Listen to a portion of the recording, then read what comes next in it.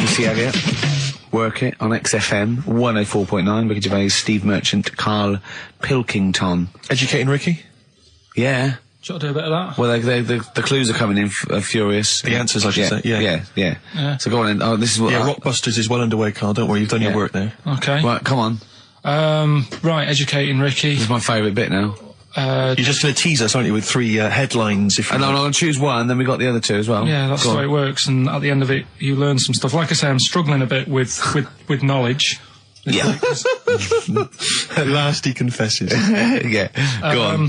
So the 3 headlines for you to pick from, we've got, first one, we'll have a big fire tomorrow. I got a feeling there's some vegetables involved. Yeah, go on. Maybe. Second one, he's a bit of a nuisance. Okay. Right. And third one, I'll bacon in the morning if you're sick of having me here. Oh, that one. I'll bacon in the morning if you're sick of having me. Right, I'm having that one. That's brilliant. Right, well, it's a saying. Do you know cold shoulder? Giving someone the cold shoulder? Yeah. All right, if you have someone round at your house and, you know, you try to get rid of them and they're hanging around and stuff and you're like, oh, I wish they'd go, I'm tired and that. Well, years ago... when? Literally years ago. Well, ages ago. Sort of, Olden times. I think it said medieval times. Yonks ago then, yonks ago. Yeah, medieval, We're going back quite a bit on this Well, one. you know when you find out these books, why don't you just pop down when it was? Just make a note. I don't think it says all the time. It just sort of says, you know, a few years back. Yeah. Oh. No, it doesn't. Well, never. All right, I'll make an effort next week. Okay. Right? So, it's annoying that, because my girlfriend said to me, just make a note of the time, they'll stop having a go at you. Yeah. Yeah? And I kind of thought, it's all right. Didn't listen. I don't think it matters anyway in this one. We're looking at the saying, right? So it's giving someone a cold shoulder, right? And what it is, right, ages ago, there wasn't enough houses for people. Right. Because there wasn't much money being made. You know, there weren't big businesses. People weren't earning good money like they are now. So there wasn't as many houses, right? So what you ended up getting is like, you know, the rich people having a nice place to live. Oh. And the poor people were like wandering about, you know, looking for places to live and that. And what they ended up doing is they had like, people would go around to the mate's house and say, look, I haven't got anywhere to live. It's a bit cold. Can you let me stay? Right? So they'd go, oh, all right, then you can stay a couple of days. But they ended up staying for like weeks. Yeah. Right? So to sort of get rid of them, what they'd end up doing, they'd be making the dinner and they'd be making a lovely dinner, like a bit of meat, nice warm meat, and nice veg, gravy. And this happened every time, did it? This is where the saying came from. This is what happened, Rick. This is what happened every time. It was in that vague book. The book of vague sayings and stuff. Right, so they'd be making a nice meal, but what they did, they looked after all the family. But the person who won't go home, they just give them some, like, sort of a cut-off of cold meat. Right. So they'd say, you're giving them the cold shoulder. Meaning... Right. Okay, that's rubbish. Okay, absolute... Carl, why would that necessarily work? Yeah. Why do they always, in every situation when you want to get rid of a lodger, well, still feed him every day, but make the meat lukewarm. So they always leave then. Yeah. Oh, this food's lukewarm. I'm going to become homeless and again, wandering the streets. Hold on, are you giving me the cold shoulder? Yes. Do you want me to leave? Yes, just say leaving. No, I like to do it cryptically. That way, in years to come, someone will have a little saying about it. Well, anyway, that was our bacon in the morning. If you've had enough of meat, we'll leave that. Well, bacon in the morning! Oh, bacon in the morning if you've had enough of me! Come back. What are the others? Just tease us again with the others. We'll come back to those. You've got, he's a bit of a nuisance, and we'll have a big fire tomorrow. Nice, looking forward to that. Interesting. Carl is studying. Okay, what's the next one? What's the educating Ricky? I don't know. See, like I say, I was looking around and there's stuff that is interesting. Right, I was looking on the web. But there's no point. Well, it's just that I found one about... what's the point? About a lad who, 8 years old, but he's still breastfed. Now, I don't know if you can get anything out of that. Is that what his mum said?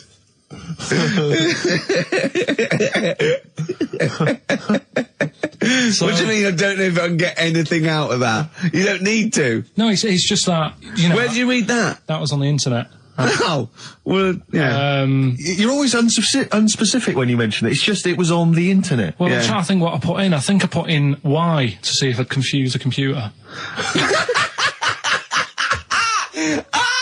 And then, Go! You are... no, I did, No, honestly. I did a search, put in why, and it came up with funny things that, like, why is this person doing that? Why is that? And it had a picture of this 8-year-old lad, sort of, you know, on his mum's nipple, and it was saying, you know, is this healthy? You sure that wasn't asking you that question? What? I put in why? Just to confuse the computer. Like, the computer go, what do you mean? Yeah. Stop it. Yeah.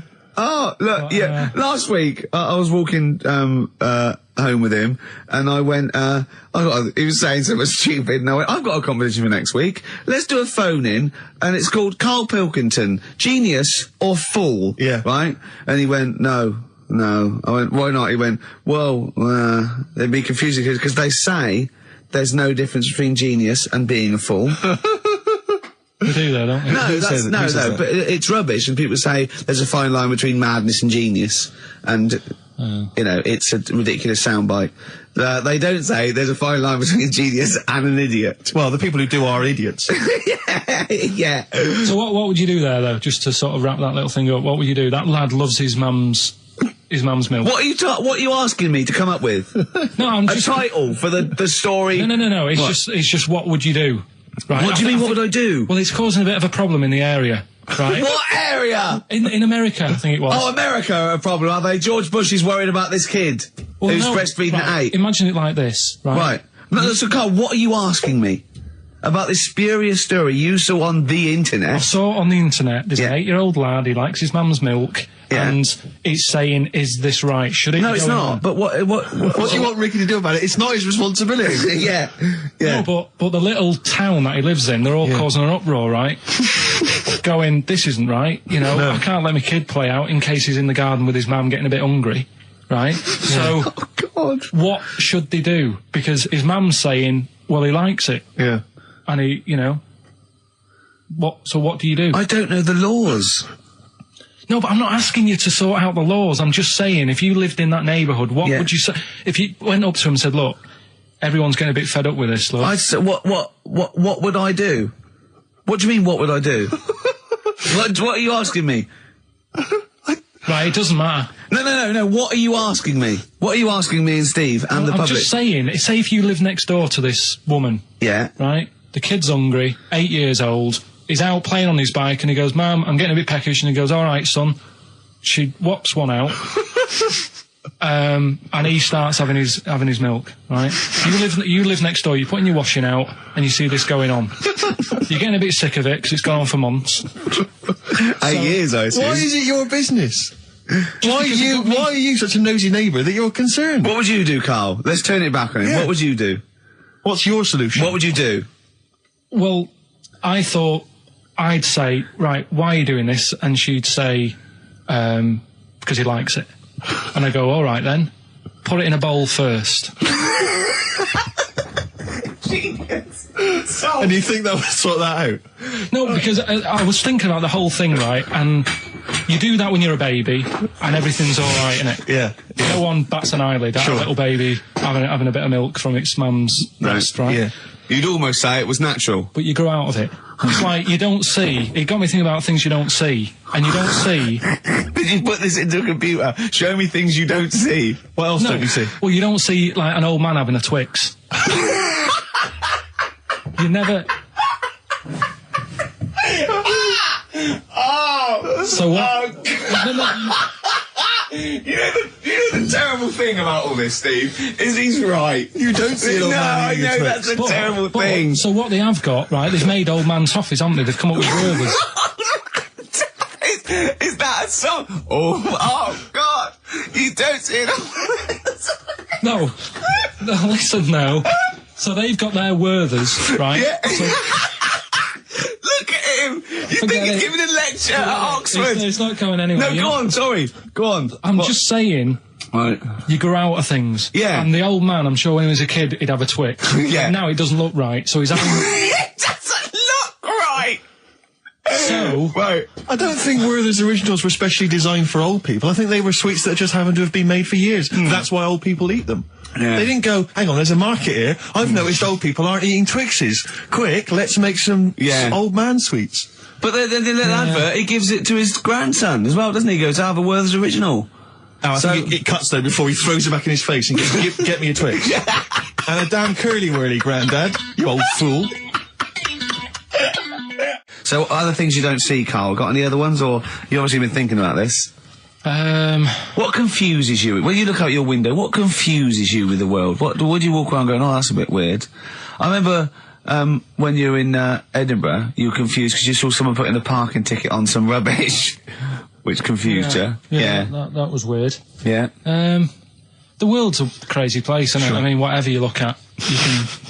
Do you know what I mean? Like what? Like what? Oh, anything. I mean, you could look out the window there and you'll see something. You go, why are they doing that? Yeah. What are they doing that for? Yeah. I'll tell you this, maybe we should bring back White Van Carl. There's some interesting questions this week, Rick. Yeah. We could pull that out of the bag if you're interested. Shall we do that? Just get Carl's take on the world's Let's do it, views. let's do it. I'll tell you what, we'll do that in a second. Let's have another Educating Ricky, because I think you got sidetracked with your talk of Well, just the other thing on breastfeeding. things you don't see. Look at the way when I went to school, there was 2 kids with them big heads.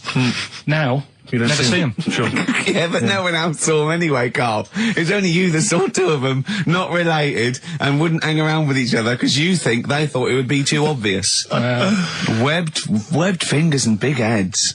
That's amazing. And there was a kid with a pigeon chest. So Oh yeah, and the lady with the head like a bag of spuds. Let's not go through these don't wanna again. go It just through that. raises too many questions that can't be answered. Yeah. right then. So we've got we'll have a big fire tomorrow. Yeah, go on. Is that the one you want? Let's go for it. Right. I think this was like round the 1700s. Bluffing. And Just bluffing. Who was the king then? don't know. Go on. But it's about the word bonfire, right? Bonfire. Bonfire. Yeah. Do you know where it comes from? No, go on. No. Right, what happened is it's got nothing to do with Guy Fawkes and that, which is what I thought when I saw it. It's got nothing to do with that. But ages ago, at 1700s, right, they didn't have enough houses, like I mentioned. Okay. Yeah. So if that happens, you get people living on the streets. You get diseases, people aren't cleaning properly. So you get more deaths. All right? Yeah. So think about it. You've got all these dead bodies lying around. They're running out of space because there's like, I don't know why they're running out of space, but they haven't got much. I don't know why really. I was going to say they should have just buried them, but there's probably more land back then than now. Think about it.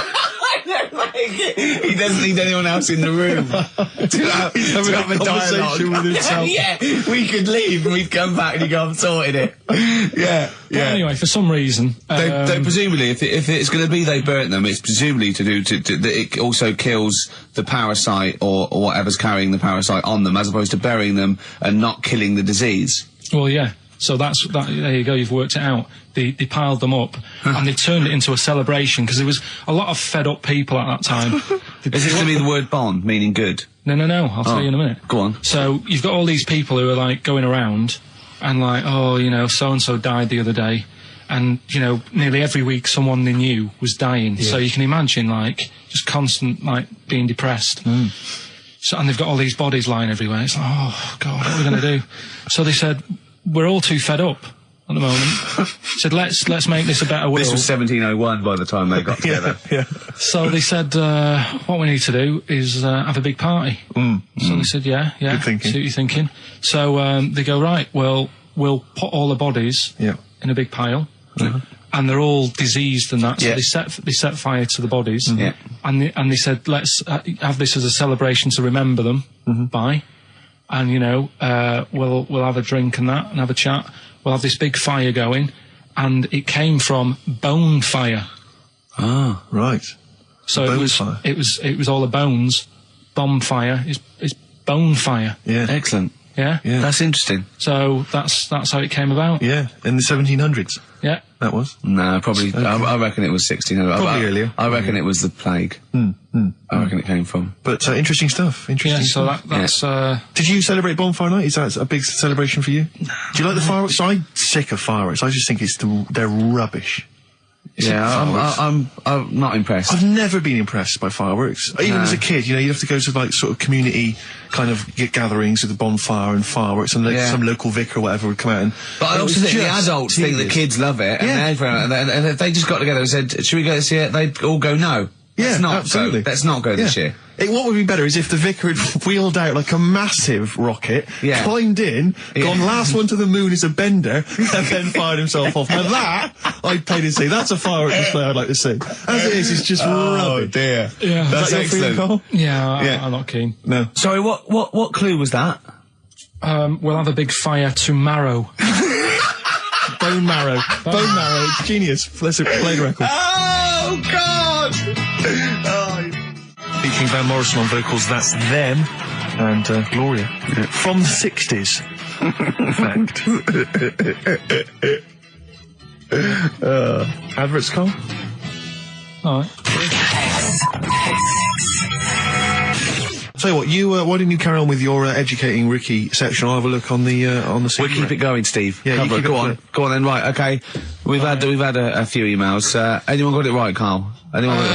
Educating Ricky. That's the final one. We got to get that out of the way. We got to get Rockbusters as well, though. We can do that at the end. We can wait. Go on then. But we've only got 5 minutes left. Come on, just do educating Ricky. Right. God. The last one that we haven't done is he's a bit of a nuisance. Go on then. Again, not really that interesting. Thanks. No, like again, I spoke to you in the week, and I had much better things. Like when I tell you about Brian Blessed climbing Everest, and for some reason it made him it played havoc with his belly, and he followed through, and he had to clean up. Shut himself. Yeah, using ice and snow. Why are you telling me that Brian Blessed? In what way is telling me that Brian Blessed shit himself once in any way educational? Because I was saying how he was climbing Everest, right? Right. I give it to him. He's an actor and that, but he gave that a go. Yeah. Right. It played. What's the point of that? You'd say, wouldn't you? You'd say, God, he's He's so he's all right. Me doing a boxing match for no reason is rubbish, but him climbing Everest and shitting himself, he did that. It's commendable. Right, and he's only going to go and do it again. He's going to climb it again. Yeah, but he might not shit himself this time. Yeah, but what's the point in going? Nothing's changed up there. Yeah, good point. Yeah, Should been. Well, it has. They've probably cleared it up by now. Like, but it's slip on it. I can't even be bothered telling you this one because. Come on, just honest, do it. Or do it now. Steve, how we doing? Look, no, never mind that. Look, just tell me what that means. Oh, he's a nuisance. Oh, this is so annoying, Carl. I'm going to go mental. Right, talk. Right. Listen, I'm just putting this in here, right? Right, nuisance is a bit of a nuisance. Yeah. Apparently, the old fella who used to hang people. 1700s. Yeah. He used to be able to tell somebody's weight just by looking at them. Right? That's a bit of a bonus fact. We'll be the judge of that. The thing that I wanted to tell you is money for old rope. Do you know what I'm saying? I can't even be bothered. Yes, you're going to tell me now. Come on, Carl. Right, I mean it. Basically, money for old rope came from the... Right. What was all that about? You can tell someone's weight. What was all that bonus for? fact. And Brian Blessed shitting himself. What are you... What? Look at you... No, tell me that now. You nearly made me swear then. I'm getting really annoyed. I'm getting really annoyed now. Tell me this back, Carl, or I'm going to go mental. Come on, Carl. Time's running out. More that people years ago, when people used to be hung, right? Right. If you didn't like the person who's been hung, you'd go, God, I really don't like him. And so you never forget the time. Because if they're being hung, we take that as read. Yeah. So they never forget afterwards to get the hangman to get the rope and to cut it up into little pieces, and he'd sell them. He'd sell the little pieces of rope to people. See, Carl, that's the most interesting thing, if it's true, that you've come up with. Right, okay. And so so they sell the rope? They sell the rope, and it's money for old rope. Money for old rope? Meaning, like, God, it's easy to make money, that all they have to do is cut it up and sell it. I'm cynical. I'm not so convinced. Listen, we're really tight. We haven't even got time for a last track. We've got an ad break and we've got to give out... Okay, give the answers then. This is ridiculous. So... Karl Pilkington. Indeed. Genius Karl Pilkington, as Heat magazine said. Really? Is that what he's referred to now? Yeah, yeah. Genius. Saying about people tune in just to hear his games, such as Educating Ricky. Have you got some Educating Ricky for me? Got some education. I need some education, Karl. I desperately need some education. I want to learn about Chinese kids that are born hairier than average. I want to hear about deaf girls that can hear after their mum hits their head against a wall. These are the things I need to know. I mean, I don't wish to be disrespectful. He doesn't look like a genius. He doesn't look like a genius. But then I don't know what a genius looks like. Exactly. So, Steve. you know, I don't want to be an Look at Einstein. Yeah. Yeah. His mum thought he was mental as a child. Where'd you get that information from? That was in the Einstein book. Well, it was in the Einstein book, then it's truly true. Which Einstein book is that? His Theory of Relativity? The big book of Einstein stuff. Oh, yeah. Yeah, the big bumper book of Einstein stuff. It's for a coach trip, and you have to fill in E equals MC1 squared, 2 fish, or 3 hello, and then it's multiple choice, and you fill it. It's great. Did his mum think, A, he was a genius, B, mental? Most people go for A, but it is in fact B. She thought he was mental at the age of 28. Oh, Karl, you never let me down. You never let me down. So have you got Educating Ricky for me? We've got Educating Ricky coming up. Karl Pilkington in the chair now. The talked about, the acclaimed Educating Ricky. Right, well, just in case anyone's new, doesn't normally listen. Yeah. Basically, I'm Educating Ricky. Yeah. Do a bit of research in a week, find stuff, news, history, anything that's interesting. 3 stories, I give them a nice little headline. You take your pick. Yeah. Between now and 3, you're going to learn 3 things. Yeah? Yeah. So, the headlines are, I'll be no buying one of them. Give us that again. I'll be no buying one of them. Nice, okay. Yeah. We've also got hippopotamus. Okay. Okay. And can you believe it? Can you believe it? Well, I'm going to go for hippopotamus. Hippopotamus? Hippopotamus. Right, well, this one, it's... I'm not going to take the credit here. I heard Christian talking about this on breakfast, right? Because it's a good story that happened. Basically, I don't know if I told you about it last week when we were having our spaghetti. But, I think you did. Right, I know what it is. I know what this is. Okay, I've not heard this. Right, there's a little midget. Right, there's a circus. I'm loving it already. Circus going on somewhere. I think it was in America. Yeah. And, is that present day or old times? I'm talking like in the last 3 weeks. Okay. Right. Little midget. Circus, really packed out show. People are loving it. Right, Steve, you asked the same question I did. I know. So there's a little midget jumping up and down on a trampoline. What circus is this? Right. I'd pay good money to see it. So everyone's clapping, and he's getting carried away. Because he can't believe they're loving it. I didn't know they'd like a little person on a trampoline, but they love me. But you know what it's like when, if there's a crowd of people sort of encouraging you to sort of go higher and stuff. Yeah. And I'm sure he knew it was getting out of hand. But he was jumping and he was coming down the road going higher, and he's going really high in the air, right? So he's doing this, crowd are clapping. There's a hippo, right, just sat next to the trampoline getting ready to come on and do his act. Oh, right, I thought he was in the audience. There's a hippo getting ready to do his act, Steve. Yeah. So he's a ventriloquist. What do you mean he's sitting by the trampoline waiting to do his act? Because why does he sit in the dressing room and they go, 5 minutes, Mr. Muss, 5 minutes, Mr. Muss. So anyway, right, so the hippo's there. He's getting annoyed, is he? Because the midget... He's going, how can I follow this? This is really annoying. They're going to be, no. So he's thinking, he's already done the trampoline, my pogo stick act is never going to work. Yeah, go on. So there's a hippo waiting. See, it's a great story, and I just know he embellishes it or it gets slightly wrong. Go on. So there's a midget jumping up and down. The hippo's getting annoyed. The crowd are going mad. The midget's loving it. Can't believe his luck. Although you think he probably knows he's dicing with danger. Yeah. So next thing you know, they're all saying higher, higher. He gives it one big, heavy sort of landing on the trampoline. goes really high, but goes off at a funny angle. Oh. Hypotenuse. Okay. Yeah. And sort of flies up. Hypotenuse! Sure. Flies off at a funny angle. Oh, dear. Hippo's there, swallows him whole. Crowd are clapping, thinking that's why the hippo was waiting there. Rubbish. Rubbish. It's not rubbish though. But no, maybe there was an accident in a circus with a midget and a hippo, but at no point was this hippo waiting to go on going, come on. The midget flew off at hypotenuse and landed in the hippo's mouth and was swallowed whole. This is what you embellish it. That is great. And what's I that? have to say though, Rick, when I heard midget, trampoline, hippopotamus, I was thinking accident waiting to happen. Yeah. So... Yeah, maybe. I mean, it is that you should never put those three together. Never. It's a recipe for disaster. Everyone knows that. Midget, trampoline, hippopotamus. Are you mental? You're asking for trouble.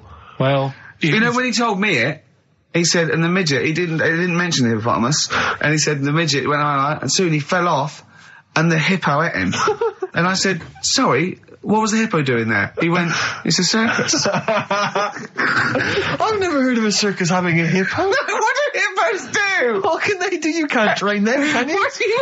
Aren't they, like, very deadly? They're huge, aren't they? You can't have a hippo in a circus. are you sure? You're not thinking of Zippo? He's neither clown. Yeah. No, and it wasn't some sort of where Zippo was eating a midget and it's some sort of horrible sexual act. No, it was definitely, I heard it on breakfast, right? Oh, okay, sorry. No, it's definitely fact. Yeah, okay, right, truth. okay, good. Do you know what a pelican, I read the other day, that has to turn its head upside down to eat? Give us the clues. So, Rockbusters... Well, let me just explain. A bird has a gullet, an esophagus and a gullet is all in one thing. It hasn't got peristalsis, which is the movement that we have that can make food. So a bird can only rely on gravity. Yeah. So it has to have its head up and has to shake. It can't eat. You were going to say that, weren't you, Carl? Yeah. Yeah. Educating Ricky, part 2. Right, what's the clues left? Well, we've got left the headlines. I'll be no buying one of them. Yeah. And we've also got chicken. You believe it? Chicken. You believe it? So they're the two that are left. Which one's you going for? Chicken. You believe it is not that picture, is it? That we saw. Which picture? The bloke with the... No. Right, okay. God, that was bad. Right, okay. So... I just better explain we that. We can't really discuss this on air, can we? Well, we can. Steve brought in, Carl, the best book ever, which is, what is it? I found it when I was moving house. It's an FHM publication, and it's kind of like lots of grotesque pictures and stories, and like a book of freaks and weirdos and... And Carl opened it, and the first one was like... At the back. At the back. Well, you couldn't believe your luck, could you? What was it? What was number 50? A bloke with two heads. And he said, what's number 1? Yeah. And then number 6, there's a bloke who's a squid or something. Octopus. Yeah. Yeah. He's loving it. At number 1, he said, well, it's just a fella under a rock. And I went, oh no, read on, I think I know about this. And it's the fella that was found, he caused a landslide while having sex with a chicken. And they pulled him up and there he is, the chicken. Right, so Carl could not believe his luck. So it's not that. Chicken, you believe it? I'll have that one. You're then. going for that one? Yeah. Right, well, we've talked a lot on the show about... We've talked a lot on the show. Yeah. About animals without heads. We haven't! We haven't! We talked about cockroaches could live without a head for 7 days. Yeah, we've talked about that. And then, of course, there was the well-known one about the fellow who had his head cut off, and he blinked. He said to his mate, "Count how many times I blink when my head comes off." Yeah, when you told it to me, you said his head came off, and he said, as his head was in the basket, he said, "Quick, count how many times I blink." And it was Nick Frost that had to go, "No, Carl, no, he said it before." I went, and that was lovely. So yeah, we've talked quite a lot about things heads coming off. Go on then. Well, this one, right? Back in 1945. You looked it up the date. It's got a specific date. Wow. Mate Jonathan sent this one. You know him as well. The lad at the BBC, right? He emailed this one in. So thanks for that. Chicken. It's called Mike. There's a chicken called... Sorry, I missed a bit there. There's a chicken called Mike. Chicken called Mike. Okay. Right? Yeah. Well, what happened was, it was living on a farm, right? Loads of chickens knocking about, and the owner of the farm is like, you know, getting ready for tea, and his wife says, go out and get a fresh chicken, because my mum's coming round. So he thinks, well, I want to get a good one in, because I want to impress her, because back then, even then, they wanted to impress the mother-in-law and that. So they said, all right, I'll just nip out and get one. So he sees Mike, chicken, running around. Is this during the war or after the war? 1945, I'd say that was after. No, it ended, well... It ended in 1945. Yeah, September, go on. So, chicken's running about, he thinks that one, that looks alright, I'll have that one. Mikey. So he picks it up, and he cuts his head off. Oh. Puts it on the block, cuts his head off, runs about a bit, like they do. He thinks it'll stop in a minute, keeps running about. Oh, what's going on here? Right? He's now like chasing the chicken without an head. Yeah. He's saying he should die in a minute. Anyway, doesn't die. Chicken's walking around with no head. Lives for 18 months. Yeah. Chicken with no head. Yeah.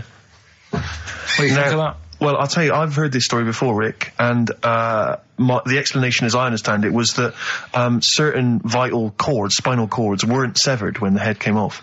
So that was why it continued to live. Yep. I don't know if that sounds plausible. It's fine. Absolutely fine. How did it take on protein and energy? The fella who owned it, he said, well, hang on a minute. He said, I could kill it now. But I've got a wonder chicken here. But he's thinking, it must really want to live. Sure. Right? If it survived that, I've got something here. Yeah. So what he does, he gets a little eye droplet thing that he used to use on it. Obviously not anymore. Right? And he filled it with grain and water, and it had a big hole in its neck where its head used to be. And he incredibly. And he dropped. You know what? I mean, that is possible. Then, if it, without infection, without infection, if he's taking on things, it is possible, right? Why? Why what? Why did he do it? How cruel is that? I mean, that was not cruel, because the chicken obviously, He said if he thought it was a bit fed up, he would have killed it. He said, but it was running around quite happy. Well, it wasn't fed up at all, because it had no brain. Well. What do you mean, wow? I'm just saying what... It was nothing. It was just sinew and nerves and electrical impulses breaking down energies, right? That's all it was. It didn't have a brain. So it was... But I'm worried about the psychology of keeping a pet without a head. I'm worried more about what the farmer was thinking than the chicken. I tell you this, the question I'm asking is, was the mother-in-law impressed? I mean, that's why he set out to chop Mike's head off. This is lovely, but it's just the head. Well, you don't kill a chicken like that all at once. I thought we were having chicken for dinner. Come and look at this, running around the yard. Yeah. Oh, dear. So, there you go, you've learned something there. Yeah, I have learned something. Yeah? Yeah. So... one more. That farmer, I've learned that farmer was very strange indeed. Yeah. There you go. I have to say, to be fair to Karl, I have a feeling when I read it, the reason he kept it alive was as a novelty. He got charged people to come and see the incredible headless chicken called Mike. Right. So, here we are. That's great. So, tune, Steve? Educating Ricky, right, number 3. Final one. You've had hippopotamus. You had chicken, you believe it. And the last one is I'll be buying one of them. I love that one. All right. Interesting one, this. I spent probably 3 days looking for this stuff. Right? And another one that I came across, right? And I was going to use. What a great life you've got. I was just, going on the internet and that. And I also, looking magazines, found a story about a bloke who... I don't know, he was messing about with a chainsaw and I don't know, he was messing about with a chainsaw. He was juggling a midget and, whilst taking his alligator for a walk. And, go on. And his arm, come off, right? Come off? What do you mean his arm come off? The chainsaw took it off. Yeah, so okay. It's like, Again, anyway, he's going, oh no. Oh. So, there's a picture of him on an exercise bike, sort of just with a little stump sort of balancing, but he's getting on with his life, he's happy and everything, everything's fine, he's not complaining, it's his own fault, he's got no one to blame, right? So anyway, he goes to the doctors, and the doctor said, I can do something there. So he goes, well, it's alright, I'm getting by alright, don't worry about it. And he goes, no, we've got an arm in, right? We can attach that a real arm from someone who's, I think, they'd passed away or lost an arm or something. And they lost an arm and didn't want it back. Yeah, he went, I'll have it. Are you using that? Yeah. No, because I know someone. Because I know a bloke, actually. Yeah. Well, can't you just put this one back on? Well, it's first come, first serve, really. I was just building a bionic man. We've replaced one arm with a robot's arm, so we got a spare one. So the doctor's going, let me put it on. He's like, well, all right then. So ungrateful bastard. So he does the operation. Everything's fine. He's loving it. He's happy again because he said he can brush his teeth. Right. Okay. If this is going to be he's something loving like it again because now he can brush his teeth. Right. If this is going to be, and it was a leg. Or it was a chimp's arm, or it was the arm of a killer. It was two left arms, right? I'm going to kill you. Oh, let's leave it then. What is it? What's the answer? No, it's not that. I'm just. What is? Okay, right. So he says, "Go on and do it." So he sews it on, and like I said, he's happy. He's brushing his teeth. He can have a pint in the pub. He's lifting a pint with it. All his mates are happy for him. It goes on for about 2 years. Everything's fine. Then it all starts going flaky. Oh, I knew it would. Was it made of chocolate? All right. So it all goes all like gammy. And then, for some reason... starts going gammy. It goes gammy, and it gets longer. Of course it does. So there's a picture of him, right, stood in the magazine. He's stood there with his arms by his side. One arm's normal. The other one is, like, past his knees. He can pull his socks up without bending over. So is this going to be... They gave him the arm of an 8-year-old child who would have been the tallest man in the world? No, he just said, oh, what am I going to do? And the doctor said, oh, there's not much we can do. And left it. Wait a minute, you can't leave it there. That's not a story. So, Carl, you've got to tell us the explanation. Was it an incredible plastic arm? An incredible expanding arm? Did he fight crime later? No. Well, that's the end of the story. You've got no scientific explanation as to why... That's why I didn't pick it. But you just told it to us anyway. Yeah, but I'm just saying the sort of knowledge I come over when I'm looking for the good knowledge. Yeah. So why did his arm grow? Why did this arm grow? He must have had an adult arm. They couldn't have given him an arm. I don't know. It's just what I'm... It's rubbish again, isn't it? Well, I think it's an interesting story, but you should have... It's not, it's rubbish. It didn't happen. To the end. There was photos. Proof. Yeah. But you should have read to the end of the article, Carl. No, I did. And he said, he's not happy and he wishes he wouldn't have had it done and all that. And, Sure this wasn't entirely unexpected? No, seriously, he was saying, his teeth are nice and clean again because he could brush them and that. But his arm's getting in the way. Ruining his shirts and everything. So I'll leave that. Let's play a tune. Let's come back with the next one because I love the fact that this is like Ronnie Corbett telling one of his jokes. That's right. That wasn't even the story. He was going to tell us. Play it, record. Oh God. I'm Ricky Gervais, obviously, Steve Merchant, Karl Pilkington. Well, Karl, that's about it. And we got sidetracked on the last Educating Ricky. You telling me about a man whose arm grew. Well, something went wrong. I'm not saying it grew. Just saying. What? The rest of him shrunk. It went long. It went long. What is that growing? What do you mean it went long? Did it grow or what? Did it come loose? That's what I was thinking. Oh, so it's hanging by a thread that's made it look long within the skin. It's like how you can stretch a pair of tights if something is too heavy. Arms are very much like tights. The one that we didn't get round to on Educating Ricky was I'll be no buying one of them. Go on. Are you familiar with the saying white elephant? Something is a white elephant. I don't think so. Hold on. You phoned me last night and said, what does white elephant mean? And I told you. Yeah, I know, but I know where it came from, but I just was wondering what it was about. So in what way is Educating Ricky you calling me up and asking me something? Well, do you know how it came about? You've given away some of the secrets of the show there, it would appear. I didn't realise he was phoning you for information.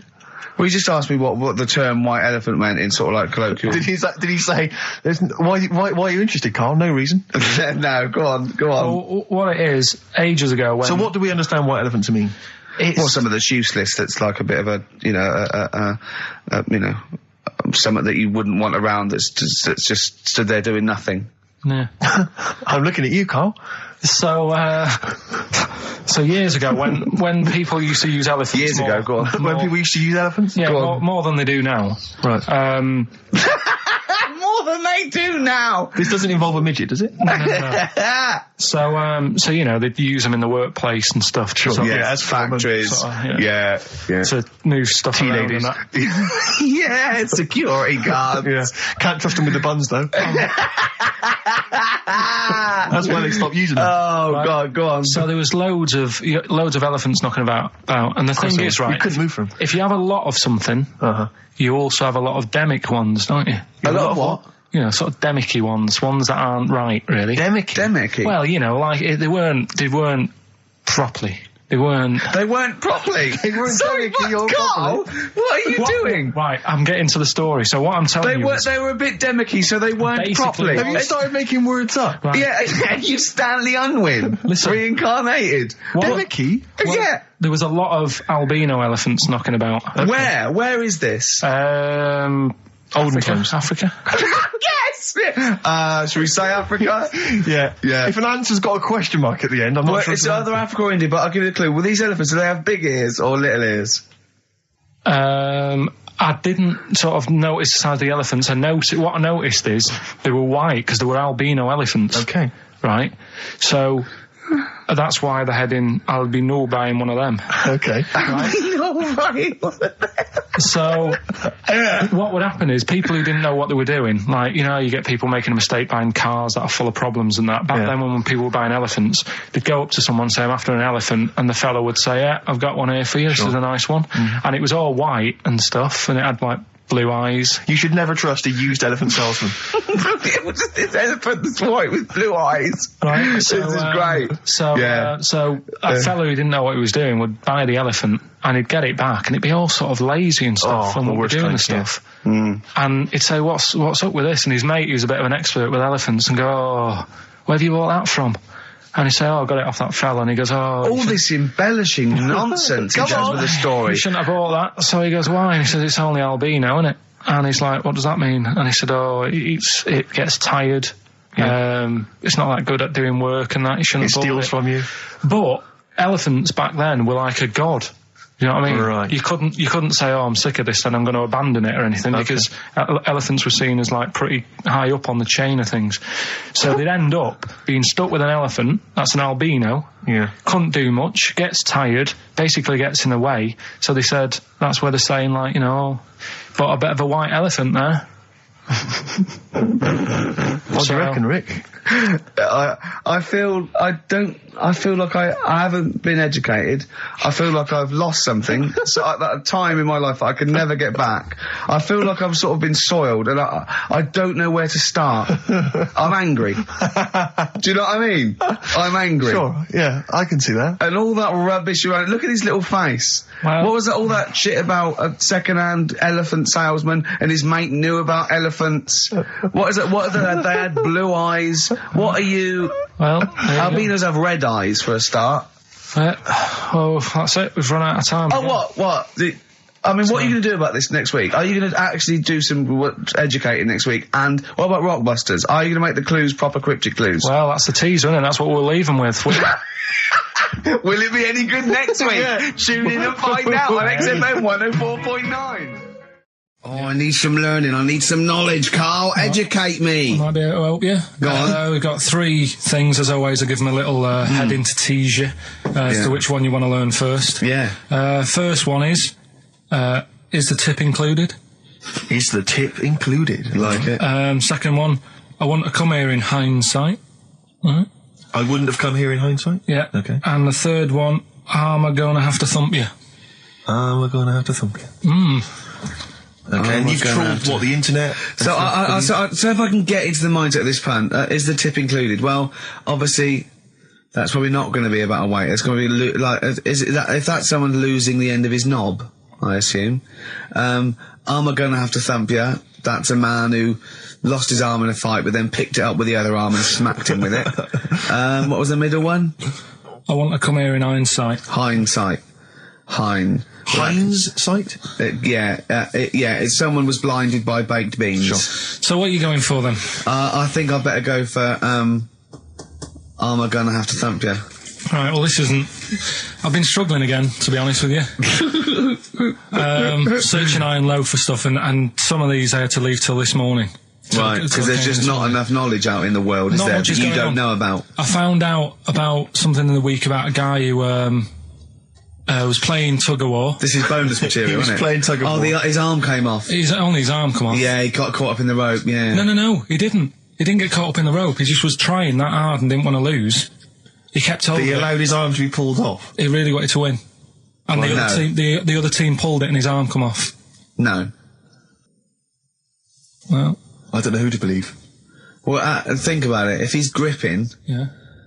As soon as there's tension, like the arm coming out of the socket, the hand might release. I think his arm got caught up in the rope. And so it was involuntary, as opposed to him going, well, my arm's coming off, but I'm not going to lose this. You might be right. That's the fact. That's a bonus. That's a bonus fact. Yeah, well, that's educated me. Well, a man lost his arm. Oh, interesting. Go on. I'm gonna have to thump you. Yeah. Do you know the saying, shut your face? Yeah, I've heard the well-known Shakespeare, innit? Yeah. Do you know how it came about? No, Joe Dolce. No, go on. It's ages ago. Oh yeah, literally. Like knights who wore armour. Okay. That's armour gonna have to thump you. That's how it came about. Okay, armour. They wore all the stuff and they had the helmet, and say if they're guarding something at night, stood outside a castle or something, yeah. And there's probably going to be two of them, right? So they stood there talking and that, and talking about stuff, and the future, medieval stuff. One of them was like, "Oh, we should shut up. You know, I've been stood here for hours," and he's going on and on. Yeah, sure. So he'd say, "Shut your face," meaning, shut the guard down on your helmet, the visor, and I can't hear you then. So shut your face. Shut your face. And that's how it came about. Well, I suppose it would be interesting if I could just rely on it. I'm not sure it's true. I know. I just never know. It needs to be corroborated. It's like, I don't know where he got it from, but anything via Karl is precarious. Yeah, I mean, I feel like maybe you should give us your sources next time. You know, tell us where you got this information from. Got it off the internet. Yeah, but where on the internet?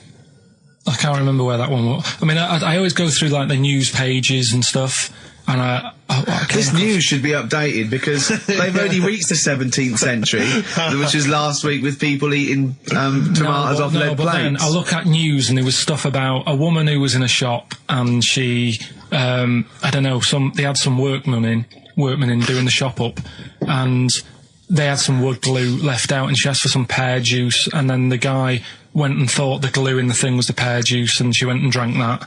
But that's not really news. No. So I thought, well, we're not having that. I wish you hadn't told us. There was one about... So there's some poor woman now whose tiles have fallen off because she tried to put them up with pear juice.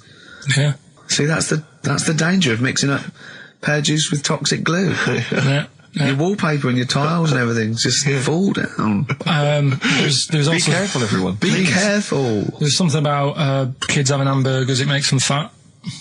Hold on. What?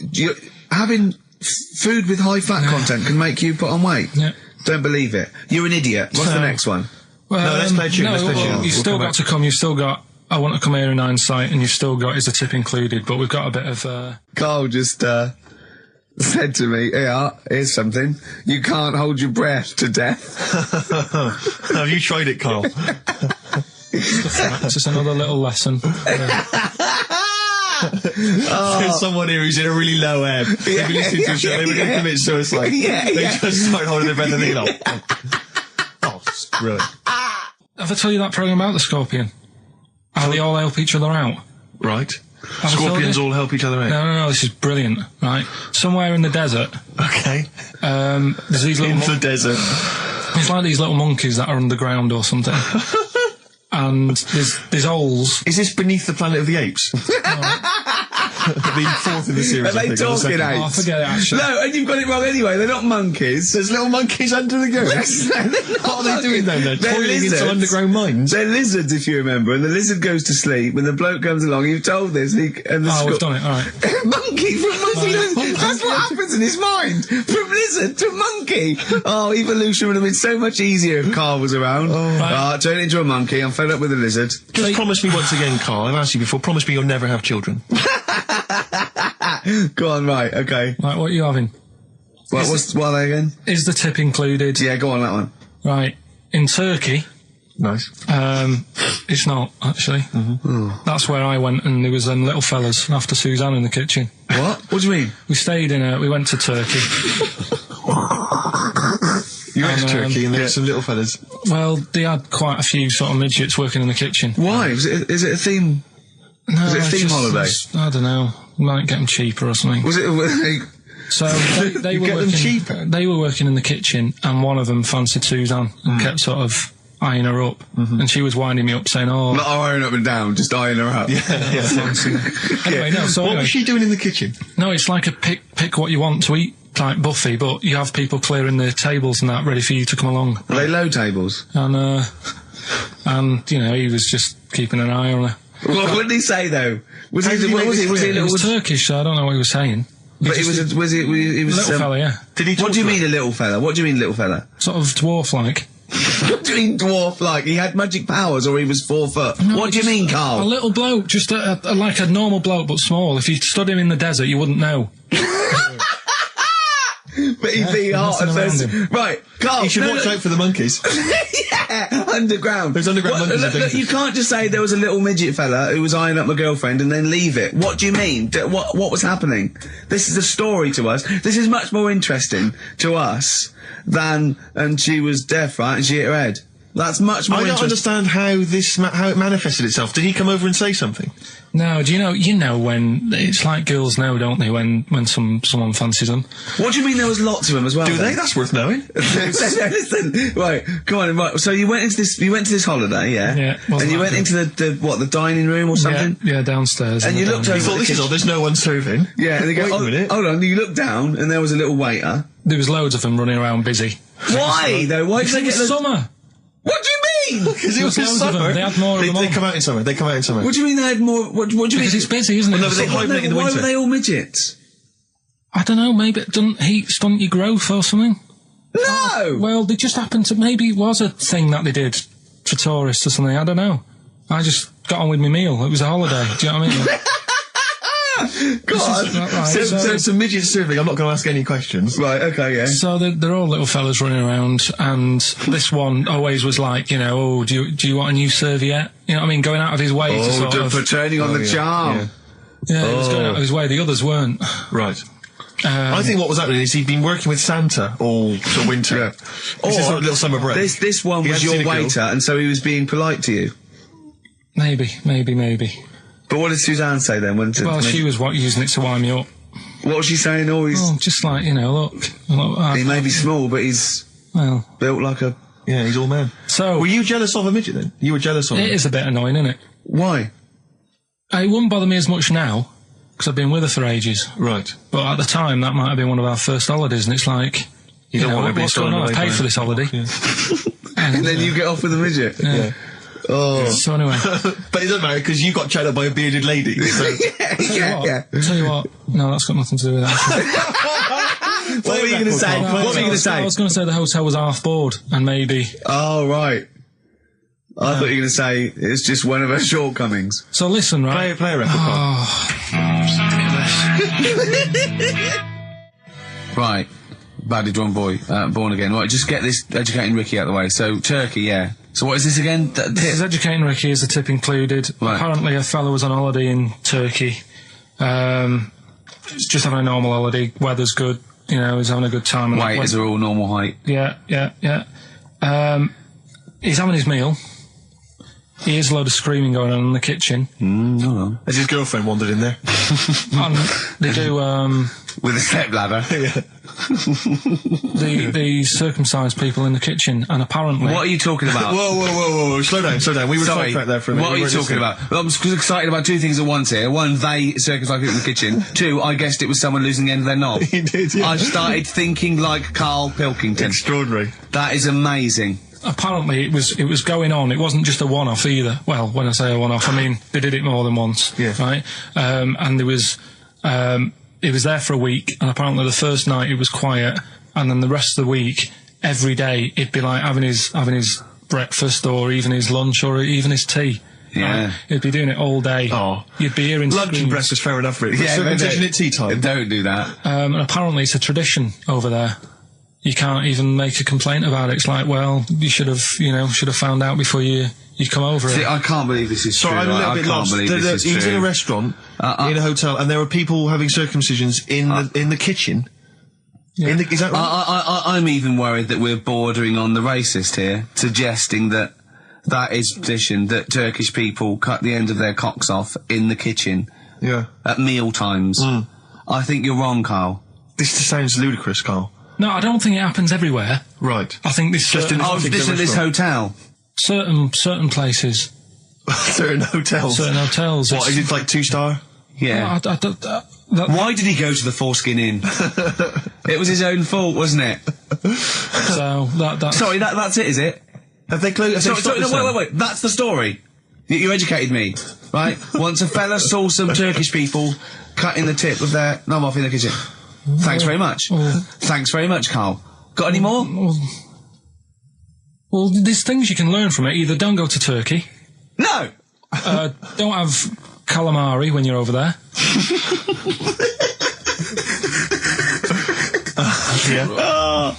Karl, you've done it again. Well... You too. I love that one. On XFM 104.9. I'm Ricky Gervais, Steve Merchant, Karl. Okay, Karl, one more. Can't we just... Don't get the just because so far you've come up with nothing. What's the last one? Give us the teaser clue again. It was, I want to come here in hindsight. I wouldn't have come here in hindsight. Yeah.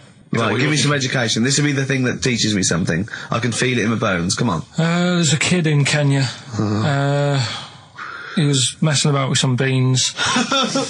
Magic. We guessed that as well. You did, yeah. He's fed up because we've guessed his puns, I think. He put one of them in his ear. Yeah. The mum or the dad said, what have you done that for, or whatever. Yeah. So I'll have to take you to the doctors now. So they took the kid to the doctors, and the doctor said, he said, I can get that out, I can sort that out for you.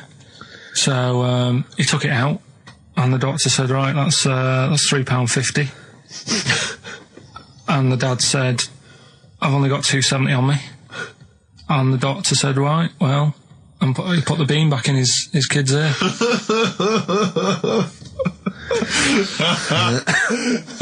I don't know what to say. I don't know what to say. I mean, a couple of questions from me very quickly. Are you sure that those were definitely the sums involved, were they? Well, the equivalent of whatever the deal with in Kenya. Yeah. It was the equivalent of So what currency was it, Karl, that you translated into sterling? I don't know. No, it was saying in the thing. It said the equivalent of £3.15, £2.7. Did it say that? Yeah. So did it say that? Yeah. Karl, look at me. Did it say that? Yeah. It said that was the. Did it say that? Yeah. Yeah, it did. It definitely said that.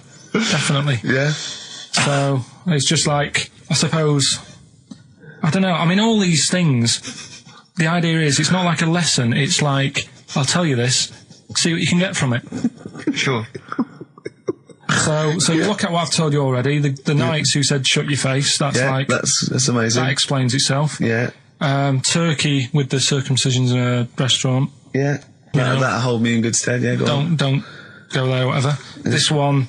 If you're in Kenya, don't put beans in your ears or something. Doctors or carry £3.50 or the equivalent of. It's just the idea that the doctor put it back in his ear. He forced it back in his ear. So is it still there to this day? I mean, is there any update on that stuff? Or does he go back with the £3.50? I presume he either went and got a second opinion, see if he could get it cheaper. Right. Or another doctor. Yeah. Or he said, right, I'll come back next week after I've been paid. Or he saw how the doctor did it and thought, well, I'll have a go at that. Should I get home? Yeah, for free. But he never said how it ended. No. But I mean, I apologise for this week. 'Cause, I mean, I haven't got that much out of it.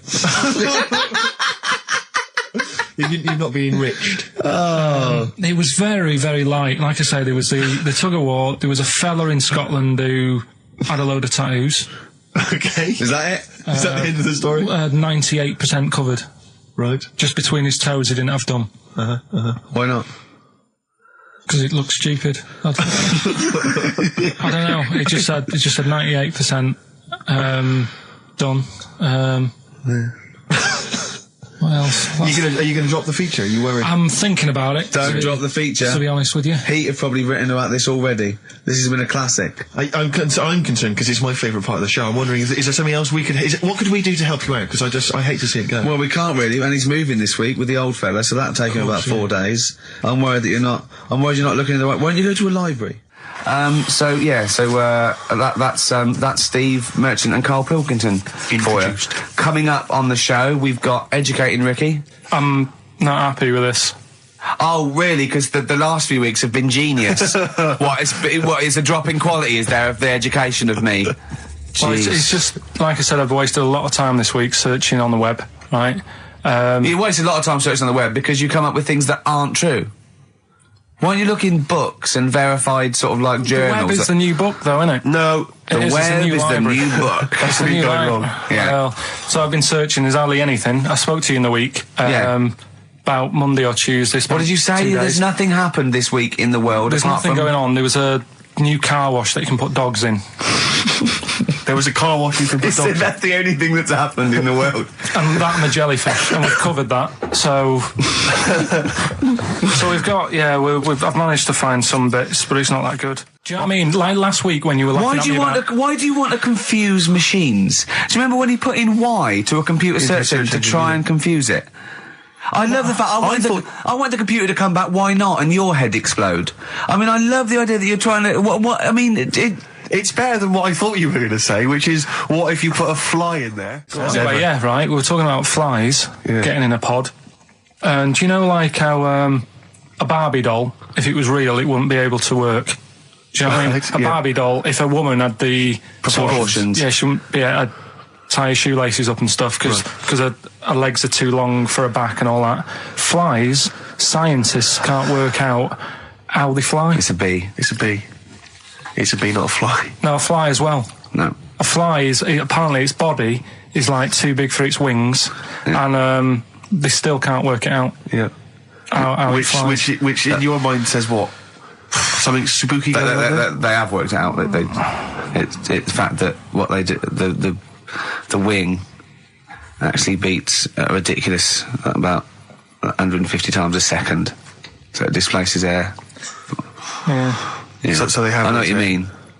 It's incredible that it can fly because it's got such small wings. Yeah. All right. And it's a bee, not a fly. So, yeah, but other than that, good point. Bowie.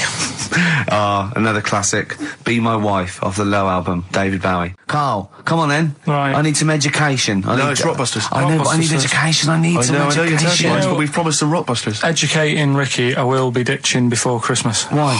It will be going. Why? Because there's nothing out there. It's just struggling. We have still got Educating Ricky. Go on, let's have one. No, I'll give you the titles. Give me the titles, yeah, go on, yeah. Right, you've got 3 bits of info that's gone on in the world, or possibly sort of information. Older times. Never go further back than the 17th century, do we? Well, no, let's make it clearer. There's 3 bits of information that people have put on the net. Whether or not they're true, different issue. And that he still gets it a little bit wrong in translation, and sort of adds bits to it. Yeah, go on. So we've got... I love it when he plays out those historical dialogues. It's like the 15th century where he goes, so anyway, a bloke says to himself, I'll tell you what I'll do. So the horse isn't happy. Yeah, go on. Right, so the 3 that you've got to pick from, you've got Get Your Kit On, We're Off Down the Butchers. Let's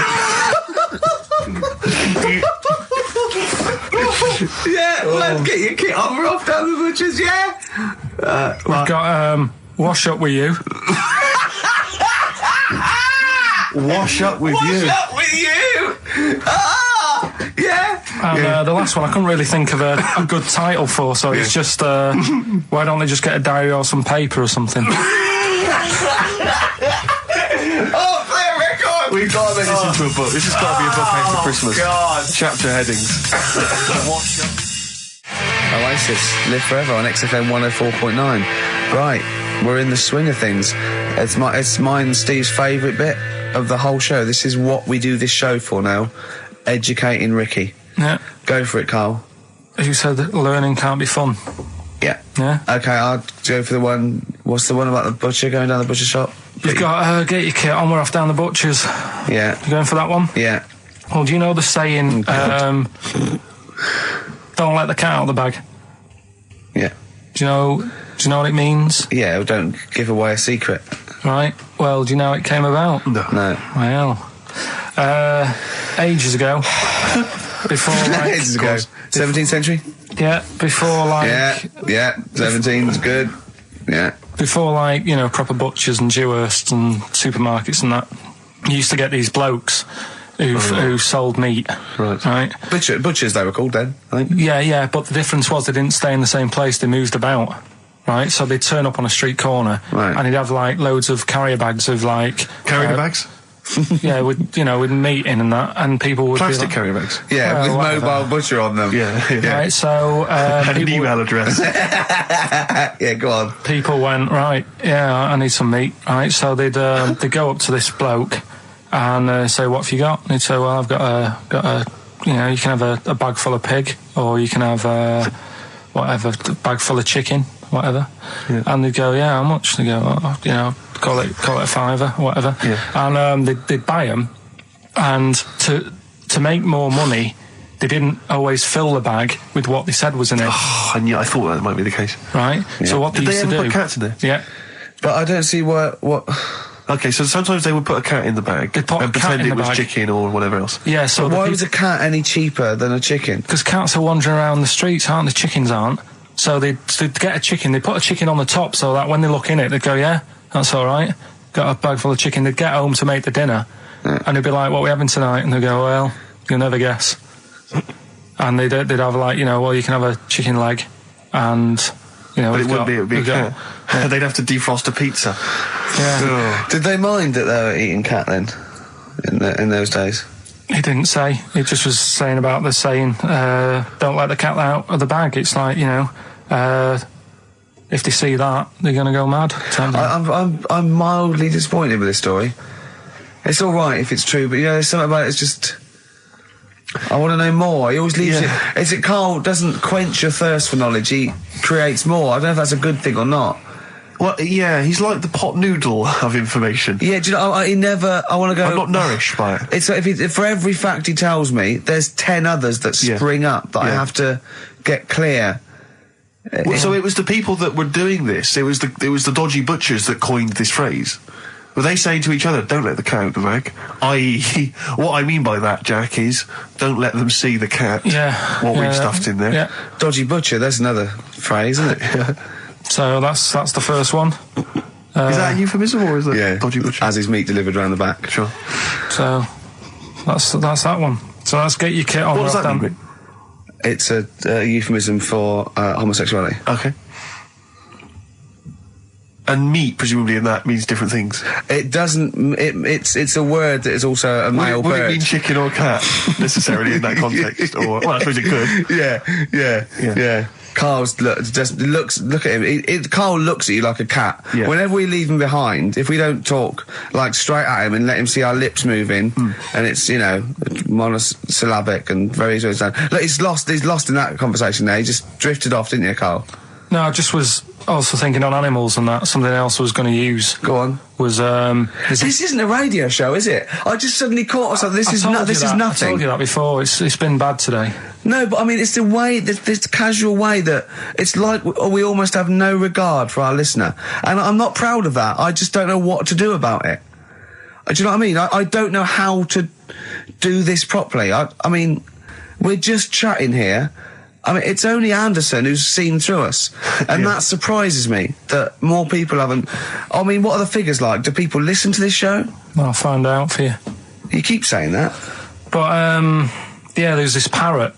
And, apparently, it lives I mean, Rick, it's unique, if nothing else. I mean, when you wake up with Woken Tomorrow, you're not even going to hear him start a line with there was this parrot. Go on, there was this parrot, yeah, go on. And it can talk and that. Someone's obviously, taught it how to speak and that. And, it flew away. And it's living in this church. Right? And, people are at the church doing hymns and that. And then Trouble's brewing.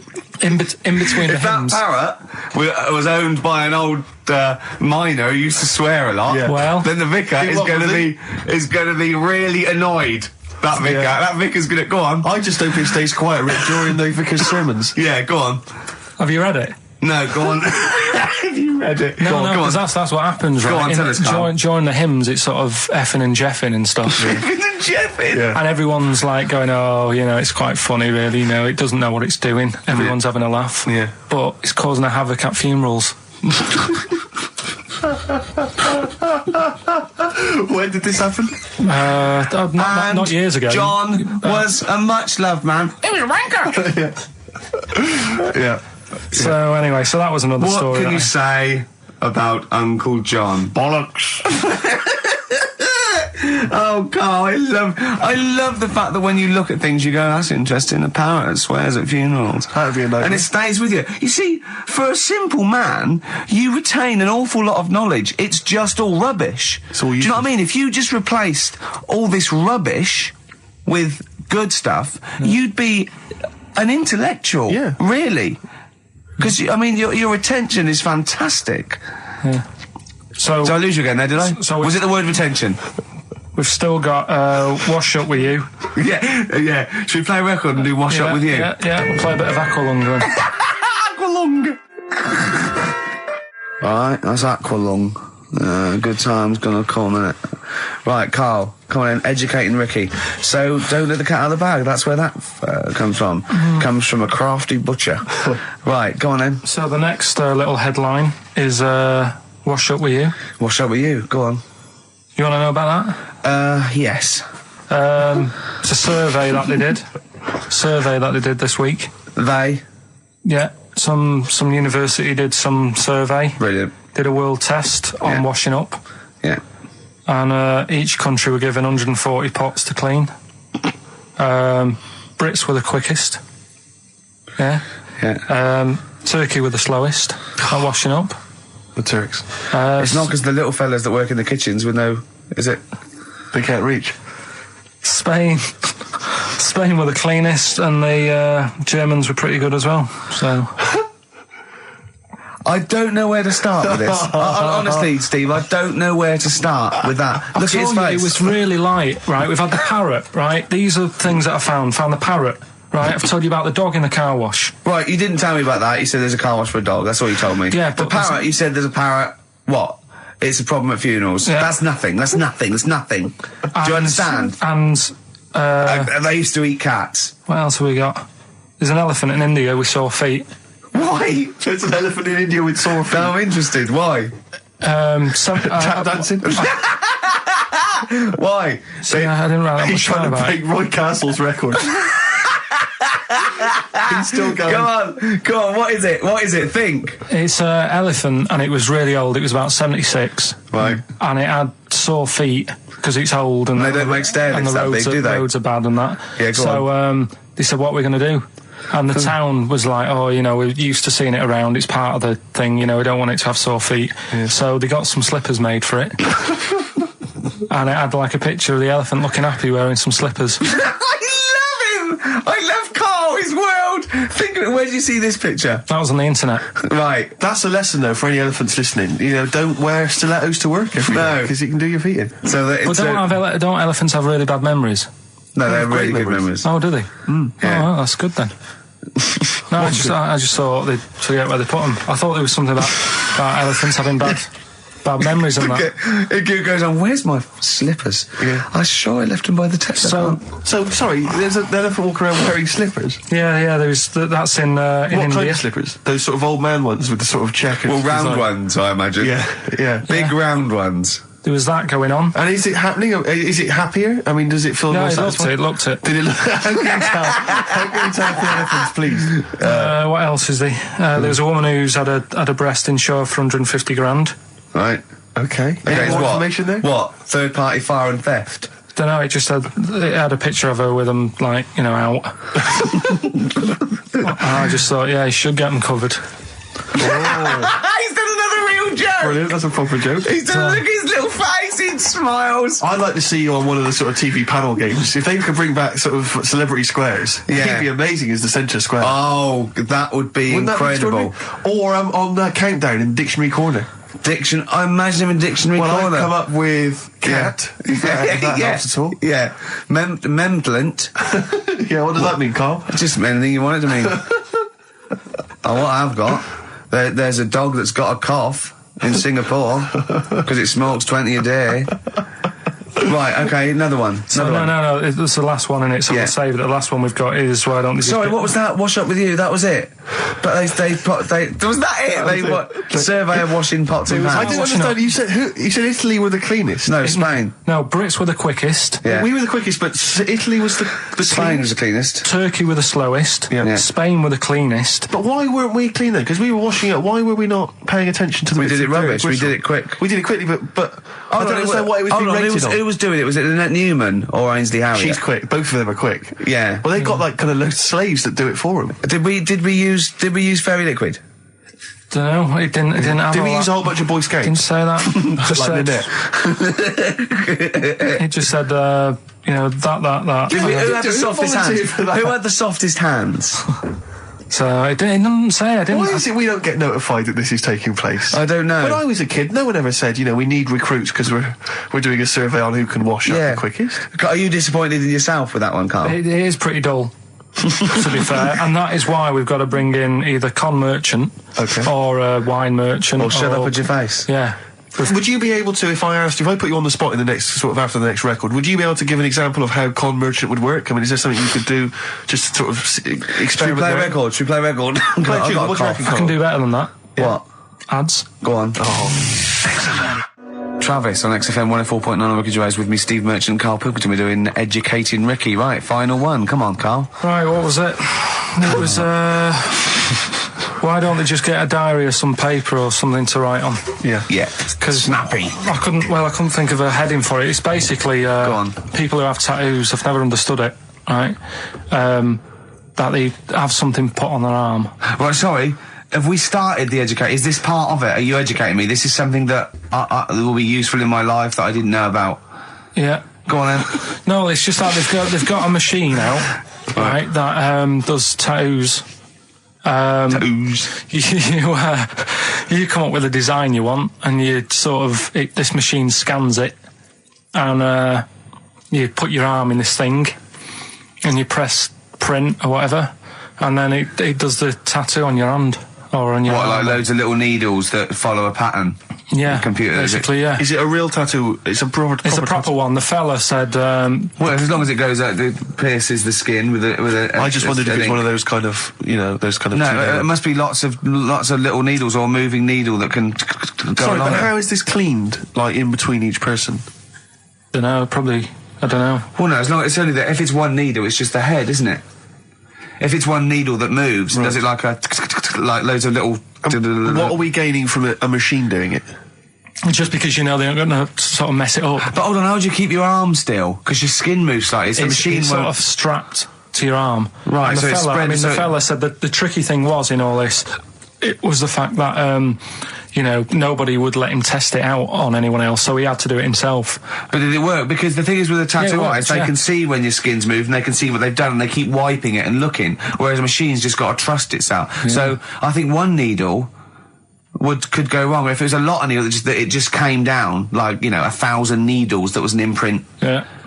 But obviously I'm asking someone who hasn't delved any further than there's a machine that can give you a tattoo. That's all you've got at the moment, isn't it? Well, basically. That's all you've got? I mean, that's what I've got, because I'm not a fan of tattoos. I don't... But where did you read this again? This was... Internet? This was on the internet, yeah, it was, yeah. Okay. And I just don't understand why people do it. That's what got me attention. Because me... Sorry, what have I learned from this? That if you wanted to get one, you know, you can get one done by a machine now. You know, people say machines are sort of taking over and that, and there's another one. But it's just the fact. I mean, I don't know. So give us the snappy title of this education again. Why don't they just get a diary or some paper or something to write it on? That's what I always think when I see people with loads of tattoos. Like there's that fella who we were talking about the other week in Scotland who was covered 99% in tattoos. It's just like, what have you done that for? Yeah. Do you know what I mean? You can't get rid of it now. You've done it now. Yeah. One of my uncles, right, Tattoo Stan, he's just caked in them. Tattoos. Right. I don't think he's my proper uncle, but it's just like my dad's got. Tattoo Stan. No, my dad's got. That's a province in Russia, isn't it? My dad's got loads of mates who. When you say he's not your proper uncle, do you know, like when just a bloke someone who used to comes hang around around, with all school? right, Uncle Stan. Yeah. Do you know what I mean? And my dad had loads of mates like that. There was John the Screw. right? So he either works in a prison or he likes to have sex. Cabbie. Cab driver. Okay. There was Jimmy the Hat. I don't know where he Jimmy did. the Hat. Yeah. And Did he wear a hat? No. No. There was Fred the Veg. You sure he wasn't a relative? Sorry. Fred the Veg used to get us like big bags of potatoes and that. Fred Veg, okay. And there was Tattoo Stan. Right. And he was just caked in them. And I used to always look at him thinking, why have you done that? I must have only been like, 6 I or suppose 7. if you're born with a name like Tattoo Stan, Exactly. you're destined, aren't you, were really? they like a 1950s gang? I'm worried about... I'm worried about... doing a bank job. What was his name? The Hat? What was his name? Jimmy the Hat. I'm worried about Jimmy the Hat. Yeah. Not having a hat. I don't understand Are it. you sure he didn't have a hat? Not when I met him. Did he ever wear a hat? I didn't see him that much. Do you think it was a joke, like, when your mate's sort of like, 8 foot and huge, you call him Little John or Tiny? Do you think... Well, the fact that he never wore a Yeah, hat. they went, hold on, I've noticed something about Jim. Go on. No hat. And I go, oh, true, let's call him Jim the Hat. Jimmy the Hat, yeah. But my Uncle Stan, he had like loads of them. He did them himself. Oh dear. And it was always that thing. God. What was it things like? He had like the cross. cut here, Cut here, on made the in neck. Britain. And if you're going to do them yourself, I'd say at least make sure you're sort of a good drawer. Yeah. And don't do it in a mirror so it comes out backwards. Well, that was the other thing. But like, I remember he did. Names are all right. He had like all his kids' names down his arm. And, what were they called? Yeah. Oh God, it's Tattoo Stan Jr. Yeah. and Paul shits the bed. I'm trying to. Oh, Wabbai Kate. yeah. But he had. Frankie never amounts to anything. Oh, God. So he had like. Johnny, I don't think he's mine. So he did all this. I don't even know why I'm telling you about tattoos. No, nor do I, Carl. Hey, to be honest, Carl. So. Yeah. Okay. Any other nicknames your friends of your family had? What was your nickname, Carl? Just Pilky. Really. Because for a minute I thought Carl the Veg would have made a lot of sense. Yeah, Carl the Veg. And why has your dad got a little tattoo, Dopey Twat, on his arm? Right, we'll do the answers to Rockbusters next, yeah? Brilliant. Can I just interrupt you guys, because we've just had an email here. I hate to query you, Carl, and your educating Ricky section, because I know you put a lot... Don't read this, let me just read it for you. Just had an email here from Olivia, and this has also been corroborated by someone else, I forget who it was. She just tuned in, and she just heard you explaining the expression, letting the cat out of the bag. Sure. It's all to do with cats that were put in bags by dodgy butchers, possibly the 17th century, we're not too sure. Anyway, she claims... Well, let me see, she says she uses both the words twaddle and crap in relation to your definition. She says letting the cat out of the bag is an old shipping expression from when sailors used to get flogged for their misdemeanours. The cat letting the is cat, the cat of of course nine it is. tails, Of course which it is is. a kind of whip thing that they used to keep hanging in a bag below deck. If it was discovered that a sailor had done something wrong, the cat would be let out of the bag and you'd get a whipping. Hence, Of course it is. don't let the cat out of the bag, meaning to cover something up. She's talking nonsense, No, right? she's not. That's She the is, truth. That's because the the one truth. I read about that was there's not enough room in here to swing a cat, right? And that was people who worked on a boat. Yeah, well, and that's they the had a same whip. one. Well, that's fine. They It's could the have two same one. expressions for the They're not same going to thing. keep going on about people working on a boat to get loads of sailors. You can't have two phrases about the same thing. Can't these things have got nothing to do with their time? Think how many just coming up with stuff. Think how many metaphors have birds in them, and it's ridiculous. Why can't you can have as many sayings as you like about anything, Carl. Yeah, There's not a rule. Whatever. They don't go, we've made one up about the cat and nine tails. Well, cheers for that, Oliver. Olivia. Yeah. Don't see your email coming up with the Rockbusters answers, so You better give us the answers. Let's give them out. The first one was... That was the record before us, and here we are, pre-recorded, because we did this a few weeks ago, because we're not here at the moment, are we? We're away on that. I'm Ricky Gervais, with me Stephen Merchant. Hello there. And Karl Pilkington. He's not actually with us. He's on he'll be in some of the best of clips that will be coming up shortly. Yeah, this is just us, isn't it? This is just us. We did this, when did we do this, Rick? A couple of weeks back. Hold on, what is it? It's the 27th today. Yeah. I enjoyed Christmas. I loved Christmas. I loved Christmas. I had a great time. What did you get? Loads of presents. So did I. I'm glad they made it to number one. Oh, I'm really glad. Stroke, he, she. Yeah, I'm really glad that the pop idols, Cliff Richard, Westlife, made it to number one. Bo Selector. Yeah, just delete that. Yeah. Okay, well, we're going to play some of the best of, some of the greatest moments of the last 3 weeks. Yeah. Ever heard on XFM 104.9. What about this? Do you remember this one? Oh, which one is it? All right, so here's the first bit. What sort? No. The Pope. Yeah. What semi-precious... Sorry, Mrs. Robinson, we're going to have to let you go. Yeah. Go on. You are the weakest link, Carl. Goodbye. Yeah, go on. The Pope. Yeah, the Pope. Yeah, we've got the Pope. Yeah, that's not strictly a question. He wears a... He wears a dustman's hat. He wears blimey trousers. Yeah. Does he live in a council flat? Yeah, he lives in a council flat. He wears a semi-precious stone. What's the stone? The Pope wears a semi-precious stone. What is the stone? You mean, what is it called? Yeah. What is it called? What, has it got like a kind of papal name? I think it's like, is it a 18-carat one? So we got to try and get the carat yeah, of the Pope's big diamond. He calls it Dennis. He calls it Dennis the Stone. Do they want the type of gem it is? Like, or is there some kind of papal name for it? Or do they want it like the Rosetta Stone? Or I don't know. I can't actually. Play a record. Play 2 records. Let's not. Where's your head at? Basement Jacks. Right, okay, let's get this right. Have we knocked this on the head then? Is this not happening? Oh, here he is. Look. Here he is. Come in. How have you... Oh, God. I don't believe that. Oh, that's pathetic. I do not believe that. That's absolutely pathetic. Now, they won't believe this, will they? No. Right, if I say that Jonathan Ross just got his massive member out, and he is a big lad... Come and sit down. I've got your tickets, Mr. Gervais. Thank you. What's going on here then? I mean, why are you dropping off tickets? Well, because, in the spirit of the Comedy Awards, we like to have the rising young stars of the British Comedy Awards. That's right, yeah. And that's me. Well, we couldn't find any this year, so we've asked Ricky whether he would sit in the rising young star seat, and I wanted to deliver the tickets personally, so there's no excuses if he doesn't turn up later. Yeah. I always suspected that you were sort of pretty well endowed. Yeah. And now we've seen, it's on webcam. That was just one of my cocks. That's the one you're wearing today. Don't say that. No, This is meant to be the happening young station. What's going on? No, you can't say stuff like that. You can't. Just careful what you say. Look after Judy and Clary. 10 years in the wilderness, and he comes back in the person life. 10 years in the wilderness. Happened to you. That's Jesus you're thinking of, isn't it? Just because you're on everything at the moment. I walked in here, and I came in here, and I thought, this is the young happening place, and what do I see in here? 3 old men sitting What are you talking about? I'm only 28, 27. You're wrecked. You all look wrecked. Well, that's because we're always partying. I was looking for some youngsters. Where's the youngsters? I wanted to see some tight leather pants. I wanted to see some foxy chicks hanging on you every word. What is it? It's a bunch of old blokes and a bloke out there washing up in a sink.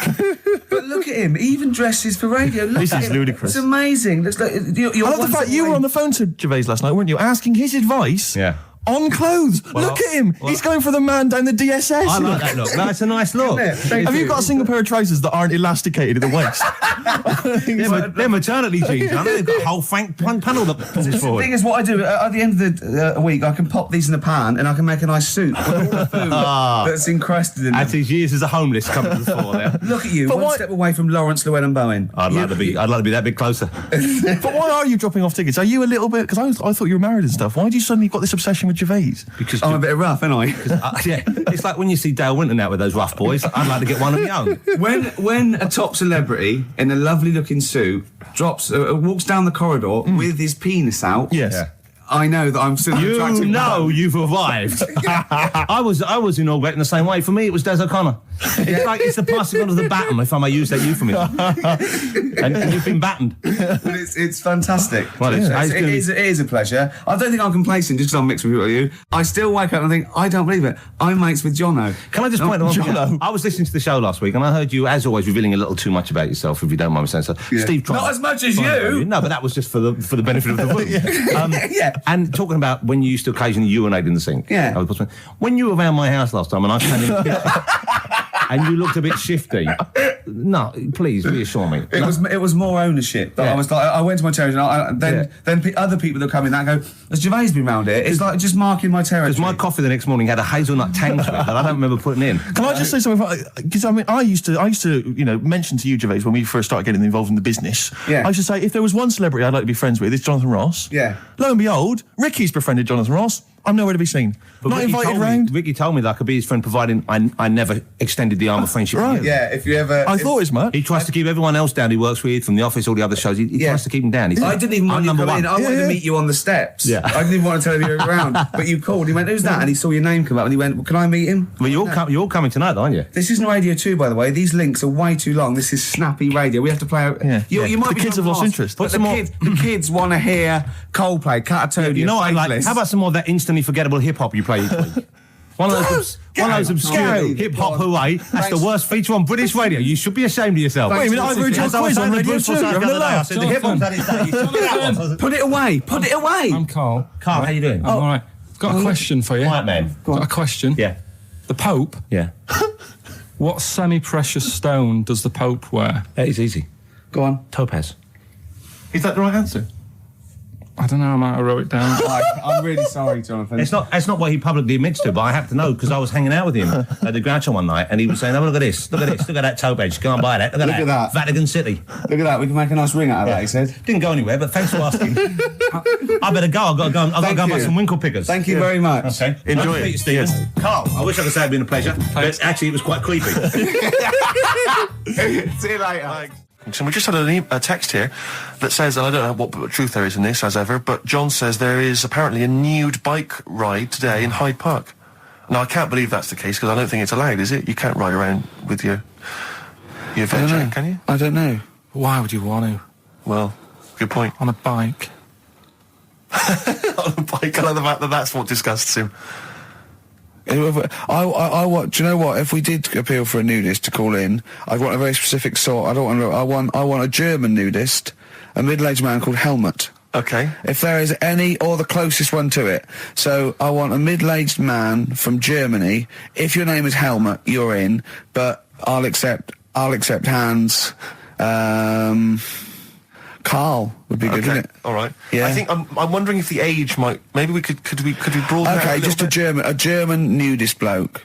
Right. Can he at least be fat? Can I find a fat German fella? If your name's Helmut, we're going to give you a big prize. Yeah. But, any fat German fella who likes to get his sausage out. Sure. Okay? It's sauerkraut. Yeah. What's the phone number? 0871 222 1049. It'd be good just to get an email or a text over the contact, wouldn't it? And then I can just call them up in the week. Sure. And 83936 is the text number. I don't know what our audience demographic pans out like, Rick, but I'm suspecting that's probably a fairly small fraction of our listenership. I know, but there must be someone out there. If you nudist. know a fat German who likes to get his tackle out, phones are going. Straight away. Just answer it, Carl. Just answer it. Just potluck. it could be anything. Well, just see what it is. To be fair, it could be a nutter. But just say hello. Just tell your turn. It's not straight away. He'll stay there, won't he? He'll stay there. Well, answer it. Let's Answer it. Leave it. Answer it. Oh, you see this? It's gone. It's gone. There you go. He bottled it, so just as well. Well, you took too long to answer it. There's a vicar in Australia who started sort of doing his services and all that in nude. Hot, isn't it, out there? Yeah, Where'd but you get the churches aren't. Churches are pretty cold.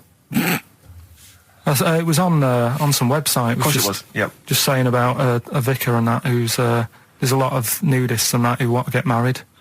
do it. You don't mess about with the wedding dress and that. Just snip up. Cheaper, isn't it? Well, I suppose it's so. I suppose if you believe in God, you believe that that's the way to be in it, because Adam and Eve and that. Yeah, but then in Adam and Eve, the shame made us dress up, didn't it? Yeah. Eating the apple and things. Yeah, but God didn't want that, did he? No, he wanted to see it all. He was loving it. He was having a whale of time getting a life full of all of that, and then the snake said, cover yourself up. Stitched him right up. The brilliant Blur, Out of Time on XFM 104.9. One of my favourite singles of the year, and that's another thing. We'll be playing our favourite singles of the year, as well as our favourite clips of our own show. Rick, I imagine if people have got a bit of Christmas money, they're wondering what they can spend it on. Office DVD? Well, other than that, these guys have got some ideas. What, adverts? Brilliant. Ooh, those boys can rock there. That's the Guns with All Their Roses and Sweet Child of Mine. On XFM 104.9. I enjoyed that. Yeah. That was good. It rocks. I hope the audience was playing it loud like us. Yeah. Ricky Gervais, Steve Merchant, Karl Pilkington. Well, look at him yawning. How rude is that? Carl, what's wrong with you, man? Have you been up late? A little bit. Girlfriend was away, wasn't she, yesterday? Yeah, I always have a problem with that. Because you don't go to bed, do you, early? Do you know what I mean? You sort of think... I just always find that thing that if, you're used to living with someone, one of you will go, let's go to bed, then you'll go, all right. But when you're on your own, you go... You just forget to go to bed. I just stay up. Okay, stop eating now, Carl. You've ate all the food. That's just a plate. All right. Okay. Yeah. No, I stayed up and watched... there was a thing on about Dracula. Right. What, Dracula? And I found a flaw in it. Go on. Not the fact that he's the living dead and and drinks blood to stay alive and he doesn't reflect. And he can turn into a bat. Well, and you can go on. The mirror thing, he can't look in mirrors, can he? Well, he can look in mirrors, but he can't see himself in a mirror. Yeah. That still doesn't work. Go on. It doesn't work at all, Carl. It doesn't work at all. Well, centre parting's always really neat. His centre parting's always... How does he do it if he can't look in the mirror? Blood on the floor or something it was called. Rubbish. I love the flaw in the Dracula film is that his centre parting's too neat. How did he do it without a mirror? Oh. Was it a documentary about Dracula? No, there was... The real Dracula. Yeah, the real Dracula. It's just a film. It had blood on the floor or something. It was called. Yeah. It's rubbish. We had a little lunch yesterday, didn't we? We did indeed. That was a nightmare. Yeah. I hate going out with you two. I was explaining to Carl, right? I like to excite Carl's imagination, right? And if it involves chimps or monkeys, all the better. Brains he likes, parts of the body, deformity. I know where to, what buttons to push. And I told him about this thing. I don't know if any of you out there know about this, but there's an experiment they did in the 50s, a clinical psychology experiment where there's your two hemispheres of the brain, okay? They're joined by a thing called the corpus callosum, right? Which is just a little flap of skin, like a little scarlet lead that joins your two hemispheres. And what they did, they cut that in half, and they thought it was a cure for schizophrenia, but what it turned out to be, or epilepsy, I think, I can't remember, was that your two sides of your brains didn't function together. You couldn't get information. I was telling Carl all this thing, and one of the things I told him was that they did it on a monkey, and it fought itself over a nut. Like its right arm was connected, by its left lobe of the brain, and it was fighting over itself. And Carl went, instead of thinking this is amazing experiment, he went, would it have been happy if you'd given it two nuts? Yeah, I know. Well, you started off by explaining it, and I remember you mentioned, because I was watching the two of you as you were describing it to me, you said, of course, one side of the brain deals with symbolism, and as you said the word symbolism, I noticed Carl drift away from looking at you, pick up his mobile phone, and start pressing buttons randomly. And I thought it was the word symbolism that got him. And I noticed you took you just a moment longer. And I think the first thing you said was, when did I lose you? Yeah, I knew I'd lost him. It's extraordinary. And he doesn't even try to disguise it. I said nomenclature at one point as well. Right, yeah. And I knew I was dicing with death there. Yeah. But, but I told you tried to look it up, didn't you, on the web? You didn't find anything about it, did you? The spelling of it's, what is it again? What's the word? Corpus callosum. Yeah, so I couldn't do it. Don't bother. Give up. Don't bother. Give up. So if anyone knows any interesting facts about that, but yours hasn't been cut in half, has it, Carl? That would, again, might explain something. I'll tell you what we will be talking about later. I don't know if you're sort of aware of them, Steve. Go on. Bonobos. Oh, I don't know much about bonobos. I told him about he was looking for stuff. I said, put in bonobo. He was having no luck with chimp. And they're a form of chimpanzee, but they're even closer to us, evolutionarily speaking. They've got their social groups are more like ours. They're more intelligent, and he was loving it, weren't you? So is it human bonobo Karl? Is that how it works on the evolutionary ladder? Chimp Karl. Yeah. Talking about him. So we're talking about bonobos. You're excited about that? Yeah, That's coming up in Monkey News? No, I think it's a bit of a monkey bonus. Because my auntie Nora, she same thing, pumped her with loads of drugs. She used to have a cabinet next to the bed is like boots. She's got loads of stuff, right, for all sorts of stuff. And I mean, she's not that old, but she's on loads of stuff, right? She's a bit coked up, is she? She called up my mum once.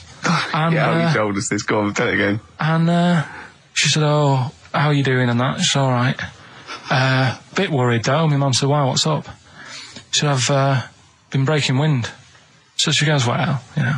She says, "No, but this one is going on and on and on."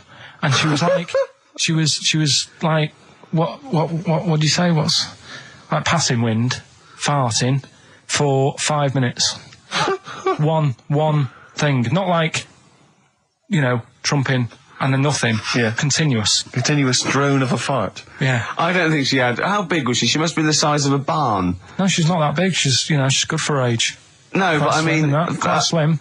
No, but fine for 5 minutes. Where's all the gas? Was she circular breathing? Was she sucking it in with her mouth? It was just, I don't know that much about it. But she called up my mum about 2.5 minutes in. Could you hear it in the background? 2.5 minutes in! 2.5 minutes in, she called my mum up, and it went on for a further 2.5 minutes. Oh. And she just stayed on the phone, did she? Where was... Going, can you hear that? Well... Did she hold the phone next to her arse? Listen to that. She was off the ground. Trying to work a tune down. she was actually hovering. She was 4 foot off the ground when they found her, the ambulance men. The cat's dead. Don't light a match! Don't light that cigarette! Yeah, it's like that advert. The kids come home from school, switch on the light. Yeah. There they see Granny hovering. Turn the light on. Be careful if you have an elderly woman at home. Yeah. Drugs make you fart. So that's what I'm saying, you know, just let these people... What are you saying? No, wait a minute, what are you saying? I'm saying let people enjoy the life they've got left. No, you're not. You're saying don't put them in hospital, leave them at home to die. No, I'm not. Give them a Rubik's Cube and let them die. That's what you're saying. Yeah, I'll tell you something now, right? Steve, I'll tell you something. I didn't want to do it because it brings the show down, but she did die. Who, the blue-handed lady? Yeah. How do you know? Because I said to my dad, how's the woman next door? She said, oh, she went last night. They've got an old fella in there now. God. So, there you go. So, wouldn't it have been better to leave her at home where her friends and family can call and speak to her, even nip that round if they want, you know, with a cat, I imagine. No, it's definitely a cat now. What was that cat's called that you imagine? Probably, I'm seeing like a big ginger one, so I don't know, something like, I don't know, maybe ginger or whatever. Maybe I had a budgie. But that's what I'm saying, just let them enjoy this life, because dying in hospital, I wouldn't like to do it. If I went to the doctors and they said, you haven't got long life left, I'd say, well, I'll stay at home. Yeah. And that's the point I'm getting at. Yeah. Right? If you can't do anything for them, let them enjoy their life. Yeah, a Rubik's Cube. Right, well, I remember, I think all kids go through a phase of shoplifting. Well. And when I was going through it, I used to just little things, just like magic markers and magazines, Mars bars, that sort of thing. Yeah. And one day, right, my mate, Anthony, his mum called up my mum and said, I've got to meet up with you. I've got to have a word with you. And she said, what about? She said, I don't want to talk about it over the phone. So she goes, oh, right. Well, yeah, come round tonight then. So anyway, my mum sees me. She don't want to be in an awkward position and, like, be a bit embarrassed and what have you. So she sees me and she goes, right, Anthony's mum's coming round. What have you been doing? Yeah. So I go, oh, God. I said, I've been nicking stuff. So she goes, like, what? So, not big stuff. I've had a few calculators and Mars bars and stuff. How many? I'll just work it out. Hold on.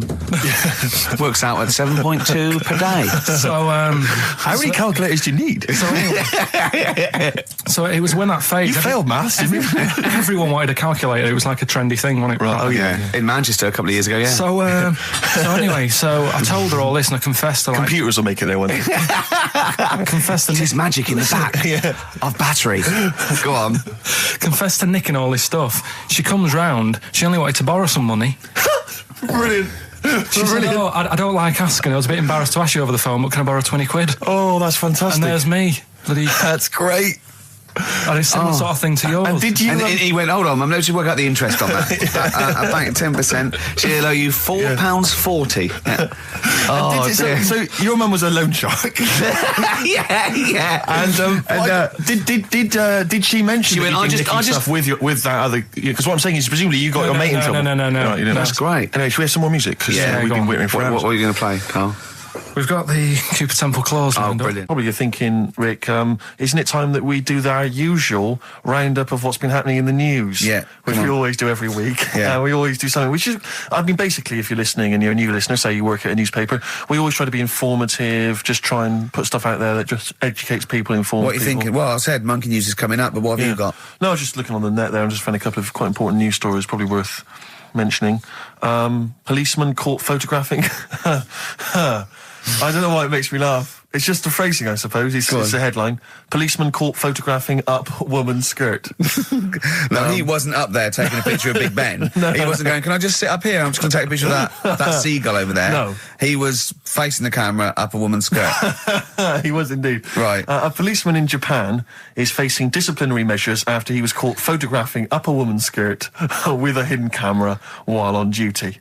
The 42-year-old sergeant, who's not been named, used a digital camera to secretly snap the shots when the woman was reporting a stolen bicycle. So he was actually doing his proper job. He'd obviously thought to himself, I'll bring him a digital camera today. On the off chance a beautiful woman comes in to report a crime or robbery, I'll have it ready, I'll have it positioned, in such a way. But this is interesting. This is how he got caught. Okay? The woman became suspicious after she saw a flash go off. brilliant. I mean, this not so secret at all. Sorry, did I just see your shoe? Your shoe just seemed to just spring into life there. It was light. There was light. Yeah, I think I've had someone set fire to some magnesium that was on the end of it. It won't happen again. But it's only you and I in here, and your shoe was just suddenly lit. Why are you standing like that? Why is your shoe just sort of like between my feet? There's no reason. This is how I always stand. What did the bike look like? Flash? So, are you taking pictures of my family? No. And no, I'm not. And you should be wearing knickers anyway. Well, how do you know that? What? How did you know I'm not? How did I know what? I'm not wearing any... I didn't know you. I don't know what you've got up there. Well, I don't know what it looks like, and there's no way I could. Of course, it would be roughly that conversation in Japanese. I know, yeah. This is the Best Of Show on XFM 104.9. I'm Ricky Gervais, with me Stephen Merchant. Yes. I hope you're enjoying the Best Of. I'm amazed that these are the highlights and that we've strung it out this long, Rick. But the good thing about this is, we're not here, we recorded this a couple of weeks ago, just the links, right? This has taken us about 10 minutes for the whole show. We get paid the same. Why don't we do this every week? That's a great idea. High five. Right. Listen to this clip, it's brilliant. Can I just ask Carl how he got on over Christmas? Because the last time I spoke to him, you hadn't bought a present for your girlfriend. I have to say, I was on tenterhooks all Christmas. Well, you changed it. After that show, I felt bad, even though I shouldn't have done, because... Because you hadn't bought your girlfriend a Christmas present? Yeah, but I said to you, I booked a table at a hotel in Covent Garden, had Christmas dinner there, which was nice, right? It's good food and everything. Didn't feel like enough to me. Well, then I went out and treated some stuff, and then... No. A couple of days before Christmas, he went, I took Suzanne to that hotel we're going to go to for Christmas dinner. We had tea and cakes. And I went, oh, you treated her? He went, no, she paid for it, but I was just showing her what it was going to be like. That was her extra treat. She paid for it. I love that. Brilliant. Yeah. Well, it was a day, it was like 150 quid for a meal for two, which is pretty dear. So I'm not going to buy her cakes as well. All right, love, have anything you want. You pay for your own pudding. I'm not mental. Yeah. So you treated her to some other stuff. Yeah, some bits and bobs. What, so she chose them and you paid for them? What, the presents? Yeah. No, you chose them and she paid for them, but you know it's the thought that counts. I got them on the way home that Saturday. Well done. And what did you buy? Well, just some bits. It might be personal, Steve. Well, I don't care. Just some bits. Yeah, but bits and pieces. Leave out the personal bits. What bits? Just little things. And then yesterday, right? A monkey wrench and a new washer for the shower. Yeah. Some recordable CDs that you need for your job. Oh, so, dear. No, when you gave those presents to her, did her face light up? Right. I don't want to tell you what they were, right? But she wasn't that impressed.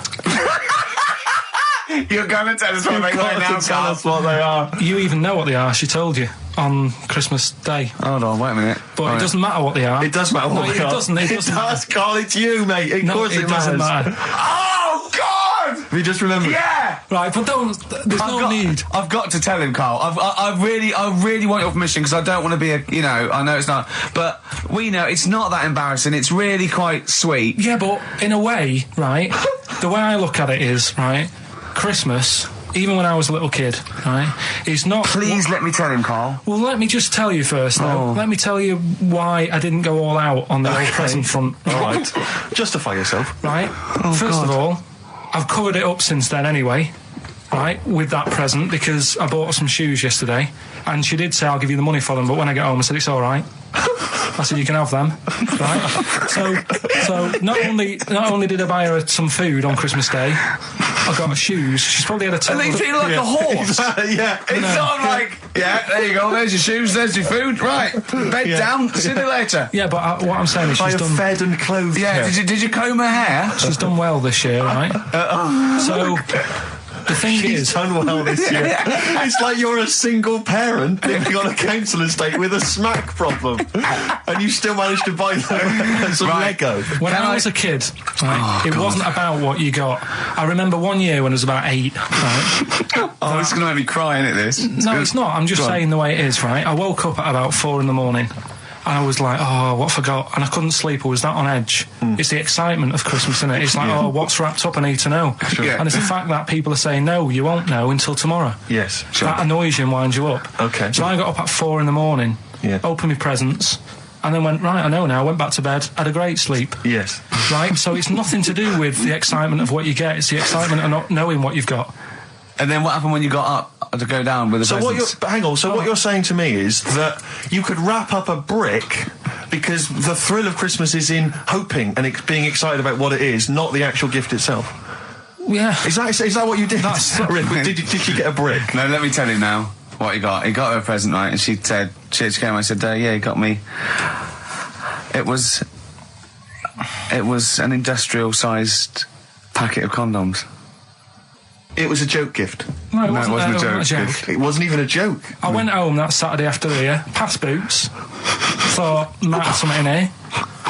They were on, like, some value. Right, you passed the makeup. Were they used? Right, but anyway. The makeup, you passed all the other... Past the makeup, stuff. past the lovely vanity cases. Yeah, the foot spas. Exactly. Yeah. Oh, hold on. How much are these, love, for 100? Yeah. $4.99. Yeah. Do I get them reduced if I buy in bulk? So how many did you buy? What was it? I don't know, probably about 100. Right, okay. And is she allowed to use those with anyone? Did you wrap them? Can she just go out and have a wild Well, you don't need to, they're already wrapped, aren't they? Oh. And then what did she say when she opened them? No, wait, Carl, what did she say? Right, play a record and we'll come back to this. Oh, you're worse than my father, that's genius. Go on. Talking about this the other day. What was it now? Listen, the fella... No, listen. Do you want... All right, he's got it now. Go on. This fella goes to the doctors, right? Oh, right, okay. Right, if this isn't any way apocryphal, stupid, illogical, impossible, right, you are never, ever speaking again on radio. So make sure this is at least possible. I'll tell you what, I'll even give you improbable but possible. So if anything that breaks the laws of the universe or logic, okay, that's all you have to avoid. On you go. Right, so this fella, right, he goes to the doctors because he's got earache. Right, okay, if a chimp's living in his brain... Go on. So he's got earache, he's sat in the waiting room and his ear's all bunged up and it's hurting a lot and what have you. So the doctor comes out and he goes, right? And because his ear's all bunged up, he doesn't hear it that well, right? So he thinks it must have been me, right? So he wanders in. Keep going.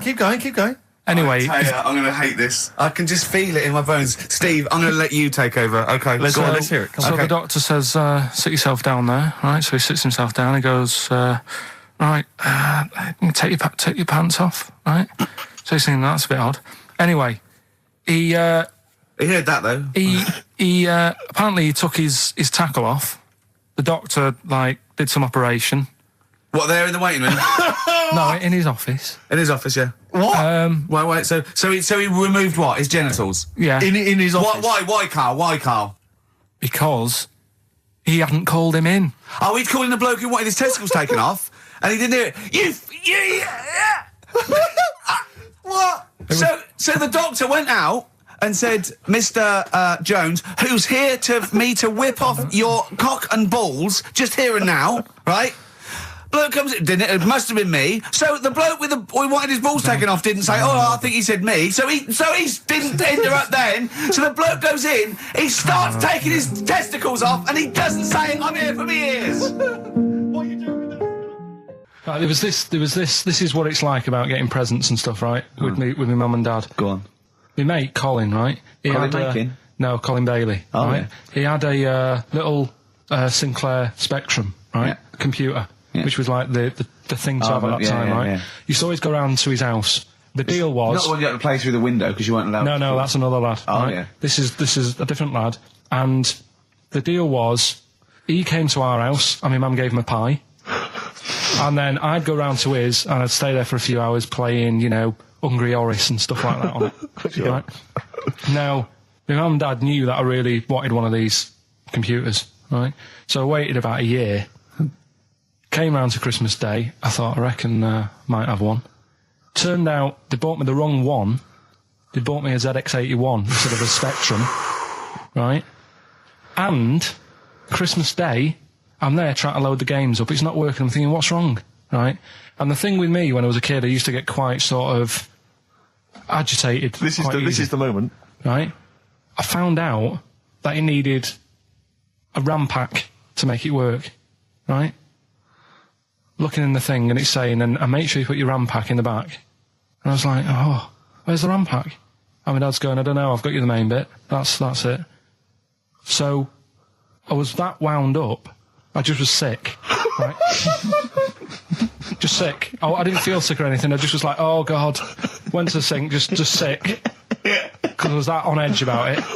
I said, come on, we've got to get one. And my dad's like, Tandy's shut. We're not gonna get anything today. Ruined again, Christmas Day. That was after the year when my train set got blown up by our kid. The following year, no RAM pack. And now you ask me, why don't I get good presents? He's scarred. He just I'm gonna die. Honestly, I'm gonna die. He's just screaming sick. Yeah. There's no RAM pack. What? Did you get to the bottom of it? Why wasn't there a RAM pack? You have to buy them separate. Oh, It's one of them okay. cons. What do you mean I can't play Frogger? Oh no. So, wasn't there another incident when you threw up? Spontaneously threw up? Through sheer anxiety? I do get it. It's not so much now because I've relaxed a bit, but as a kid I used to be quite on edge all the time with certain things. Do you think that's what happened to your The cat wind. that kept being sick? That it didn't get the food it wanted? And it just threw up? Do you remember that? Yeah. God, so they shaved it. Gervais with me, Steve and Carl. Carl, why have you got a headache? You got a headache? Just a bit stressful because the moves on this week. Are you moving house? Oh, by the way, the XFM listeners came round to my house and bought the futon and table. Did they? Were they happy with it? Quite normal. They were well happy.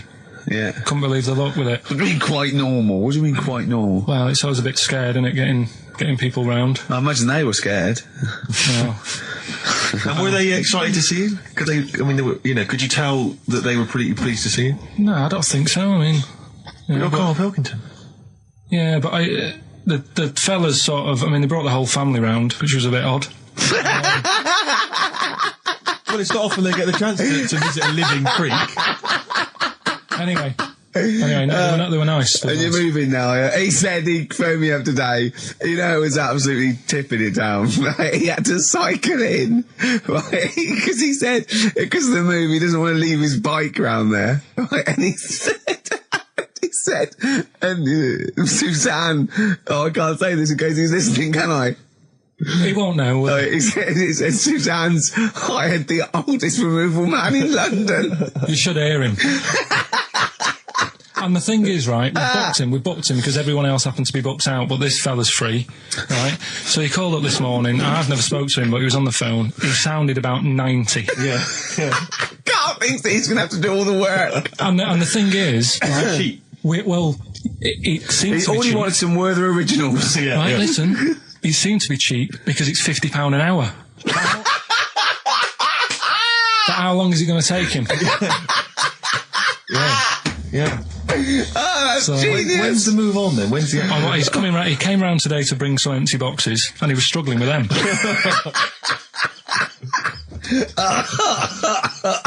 So it actually happens on Wednesday. Oh God. Anyway, Rick, I noticed that you were laughing and almost had a heart attack. Doesn't bode well for the boxing match, does it? Cough at the moment, and I've had my Lemsip.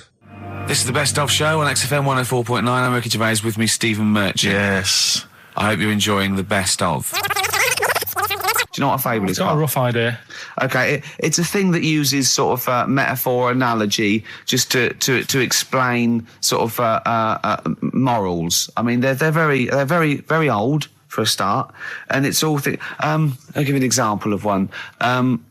A quick one. Oh, the one about the dog with two bones. He goes to a dog's got a bone. He sees a reflection in the lake, and he thinks, "Oh, that dog's got a nice bone. I'll have that." And as he goes to get that one in the reflection, he drops the one he's got, and that's one about I think I was told one when I was younger. Go on. I think it was one.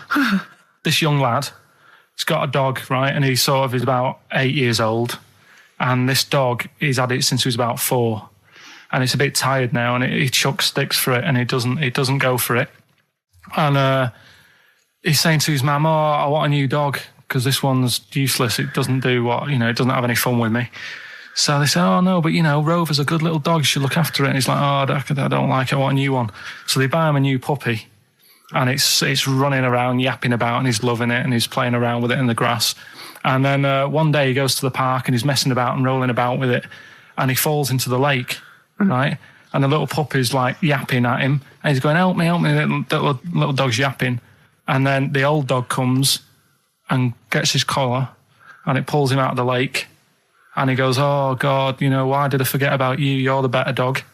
And he loved that one again rather than the puppy. I got a feeling that was Lassie. Well, yeah, that was an episode of Lassie. What's the moral? What's the moral there, Carl? What's that telling? What's that explaining through analogy? Sort of, don't forget the old. Look after old people. I remember there was one I heard once about a young boy who got trapped in a lake inside a cage. But he loved his trainers so much. He wasn't going to get them wet. But even though he had to get out there, and even though he thought that was the important thing because it's material value, he actually drowned, and the trainers were no good to him then. Got some new ideas for you. Go on. Well, they've all been blinders in the past. Go on. Did you do any competitions when I was away? Did we? I think we did, didn't we? Did we give away a DVD? Did we? Yeah, we did. Yeah, go on. Yeah, right. Go on. Anyway. Well, I thought of some... This isn't like radio, is it, as we know it? This is just people talking. If the mic's on, it's luck. Yeah. If anyone's listening, I've no idea what they think of this show. It's not a show. Not in the traditional sense. No. Okay, then you're going to change with that, Carl. Because a show suggests a certain form of presentation. Yeah. A certain pride. And when we do present it... dare I say, it's some planning. Yeah, and when we do, it's ruined by pressing the wrong button. Yeah, but I've got some planning here. Go on, then. Quizzes. What I did was, when I was on holiday... Yeah. Right, you said, come up with a new idea, right? So the best way of coming up with ideas is sort of... thinking. Sort of nicking a TV show name and then twisting it a bit. Yeah. So... Or just rip off Simon Mayo's idea completely. That's good advice for anyone out there. I didn't... Yeah. If you're interested in ideas. Carl is presently running a course writing for TV. Yeah. And that's the lesson 1, isn't it? Just rip something else off. Just do it and change the title slightly. Yeah. Well, go on. This one I haven't really got... I don't know what to do on the game, but I'm thinking... Strike It Ricky. That's all you've got? That's what you've come up with. How long did that take? Through. What is that? I just thought it sounded a bit like Lucky. Forget that one then. Yeah, forget that one. Okay, yeah. Well, no, good. No, we all have hits of this. Even Spielberg's, not all his films, can hit the. Go on. Right. No, okay, no, it's a good. Go on. Yeah. Remember Big Brother? Yeah. Do I remember Big Brother? No, go on. Big Mother, right? You call in. If your mum's heavy, you win a CD. What do you mean? How can you prove that? All right, forget that. Right, ER. Here's one. Right, ER. Good one. No. Yeah. No. The Price is Right. Remember that? Yeah. Right. The Price is Ricky? No. the rice is right, and what I do, I read from an Indian menu and a Chinese menu. You tell me whether you have pilau or egg fried. He's a genius, isn't he? He really is a modern... that one. Let's go on then. Let's go into this one. Let's not cross this off right away. Go on then. What you read from what? Well, I get a couple of menus from like an Indian and a Chinese takeaway. Yeah. And I'll go like, chicken korma. Well, could I just suggest that as it's an Indian, it'll be pilau, and anything you read out that is... Yeah, but you don't know which one I'm reading from. What, the chicken korma's Indian, isn't it? Yeah, so you go pilau. But then Well, you might as well say Indian or Chinese. No, because then the name wouldn't work. The rice is right. Okay, yeah, I forgot you're working from the title backwards, aren't you? Okay, yeah. I'm so confused. I don't know where I am or what day it is. A programme that they've been in on Channel 4, right? Can you cross that out? We're not doing the Rice is Right I either. don't understand the Rice is Right. No, go on. I'll tell you that later. We'll have a game in the office, right? A game that they've been in on Channel 4, but has got really big viewing figures. Well, obviously not. Right. Or they wouldn't be binning it. Go on. Do you know 15 to 1? Yeah. They're getting rid of that, right? Are they? I'm thinking 15 Taiwan. Get some items that are made in Taiwan, right? Get 15 items, and I say what they are, and then you go, oh, I bet it's the vase. Or something. That's the one that's made in Taiwan. Yeah. Just explain that again very quickly. No, don't go. Alright, Cross it out. forget that. Cross it out. 15 Taiwan. Tell you a job I don't like. What? I wouldn't want to be doing. The woman, there's a little woman who sits in the little snack stall on Finchley Road station. Yeah. And I don't know how to describe it really. She is surrounded by snacks. She can't move for snacks. It's Does like, it look like American Beauty, but with different... not dissimilar to that. Yeah. It's a little hut on the station.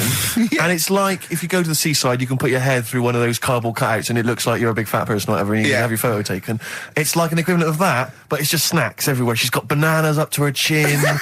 She's got chocolate coming down to her eyes, crisps either side of her. She can't move. She can't do 360 degrees. She's like packed in there. I don't know how she gets in there. I think they put her in there first, and pour in the bananas. Yeah. Then they go pour in the nuts. She has and 2 hours of makeup before they exactly, yeah. dressing her in there. Because I'll ask for something from the fridge, and she cannot turn her head to see.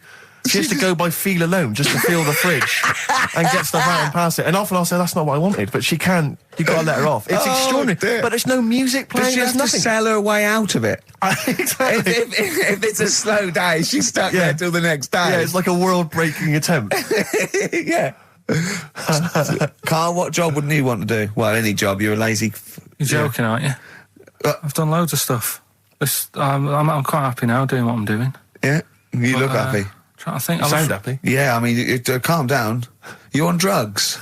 I'm all right. Are you on happy E? before England have won and that. I'm happy for them. Yeah, go on, happy for them. I'm happy in that. Yeah, what do you mean happy for them? We are England. Happy for us. Yeah. I mean, we didn't play. I did very little towards it. No. It was mainly Johnny Wilkinson. Yeah, I barely contributed. Switching on the TV was about as much as I did. Exactly. And shouting, come on! Yeah. Talking about jobs and that, though, I was reading the other day about, rubbish jobs that people have had and stuff. I haven't got time when I'm at work, man. I just get on with it. I'm not squiddly diddly. Fingers in pies, different jobs. Go on. Do you know Ivor the Terrible? Ivan. He, his Russian, that was the Welsh fella. Who was bloody awful, but not as bad as his Russian cousin, Ivan. Go on. He had a fella doing some work for him, right? This fella built his house. After it was done, right, the terrible fella was like... fella Ivan. He was going, oh, it's brilliant, you've done a good job there. Yeah. I don't want you to build another one like that. Took his eyes out. Just stopped him making an house like that. One? Blimey. That's bad, isn't it? Why didn't he take away his trowel? Then he could have seen that he couldn't have built a house without a trowel. You can't build a house without a trowel. Yeah. I suppose he probably later thought that once he'd been nicknamed Ivan the Terrible. Yeah. He thought, why? Because you gouge people's eyes out. Yeah, but I didn't want to build another house. I know, but take his trowel away. What would I have been then? Ivan the Crafty at most. Exactly, yeah.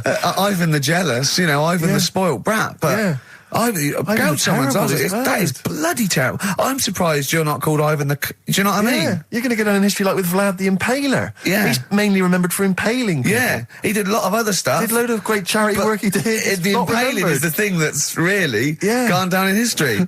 When were you reading about Ivan the Terrible? No, it's just or Ivor the Terrible is the thing you remembered from this informative article? No, it was just little bits like that. Talking about him, there was a thing about someone who worked for that fella who painted the ceiling. Sistine Chapel? Yeah. There was a thing, a woman who worked for him in his house.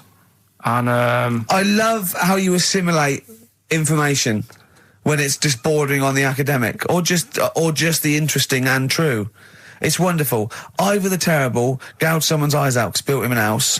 That fella who painted that ceiling had a woman work for him. Imagine if you wrote that down in an essay. Imagine if you wrote that in a school essay. Well, you'd probably end up with not getting a grade, or thinking you turned up to more than you had. Exactly. Anyway, the woman who lived with... Yeah, the woman who lived in a shoe. Go on. Yeah, there was this woman who lived with him, and she used to, like, go out and do all this shopping and that. Yeah. But because she couldn't read or write, he used to have to draw everything that he wanted. Why couldn't he just tell her? I don't know. No, wait. That's an excellent point. Could she talk? Yeah, but if it's a big list and that, loads of different coloured paints. But why couldn't she draw on a piece of paper? Why did he have to do it? Because he's a better drawer, isn't he? That's the point. That's it. We were just looking for the logic of the story. You found it. You've done it. Play a record. He's a better drawer.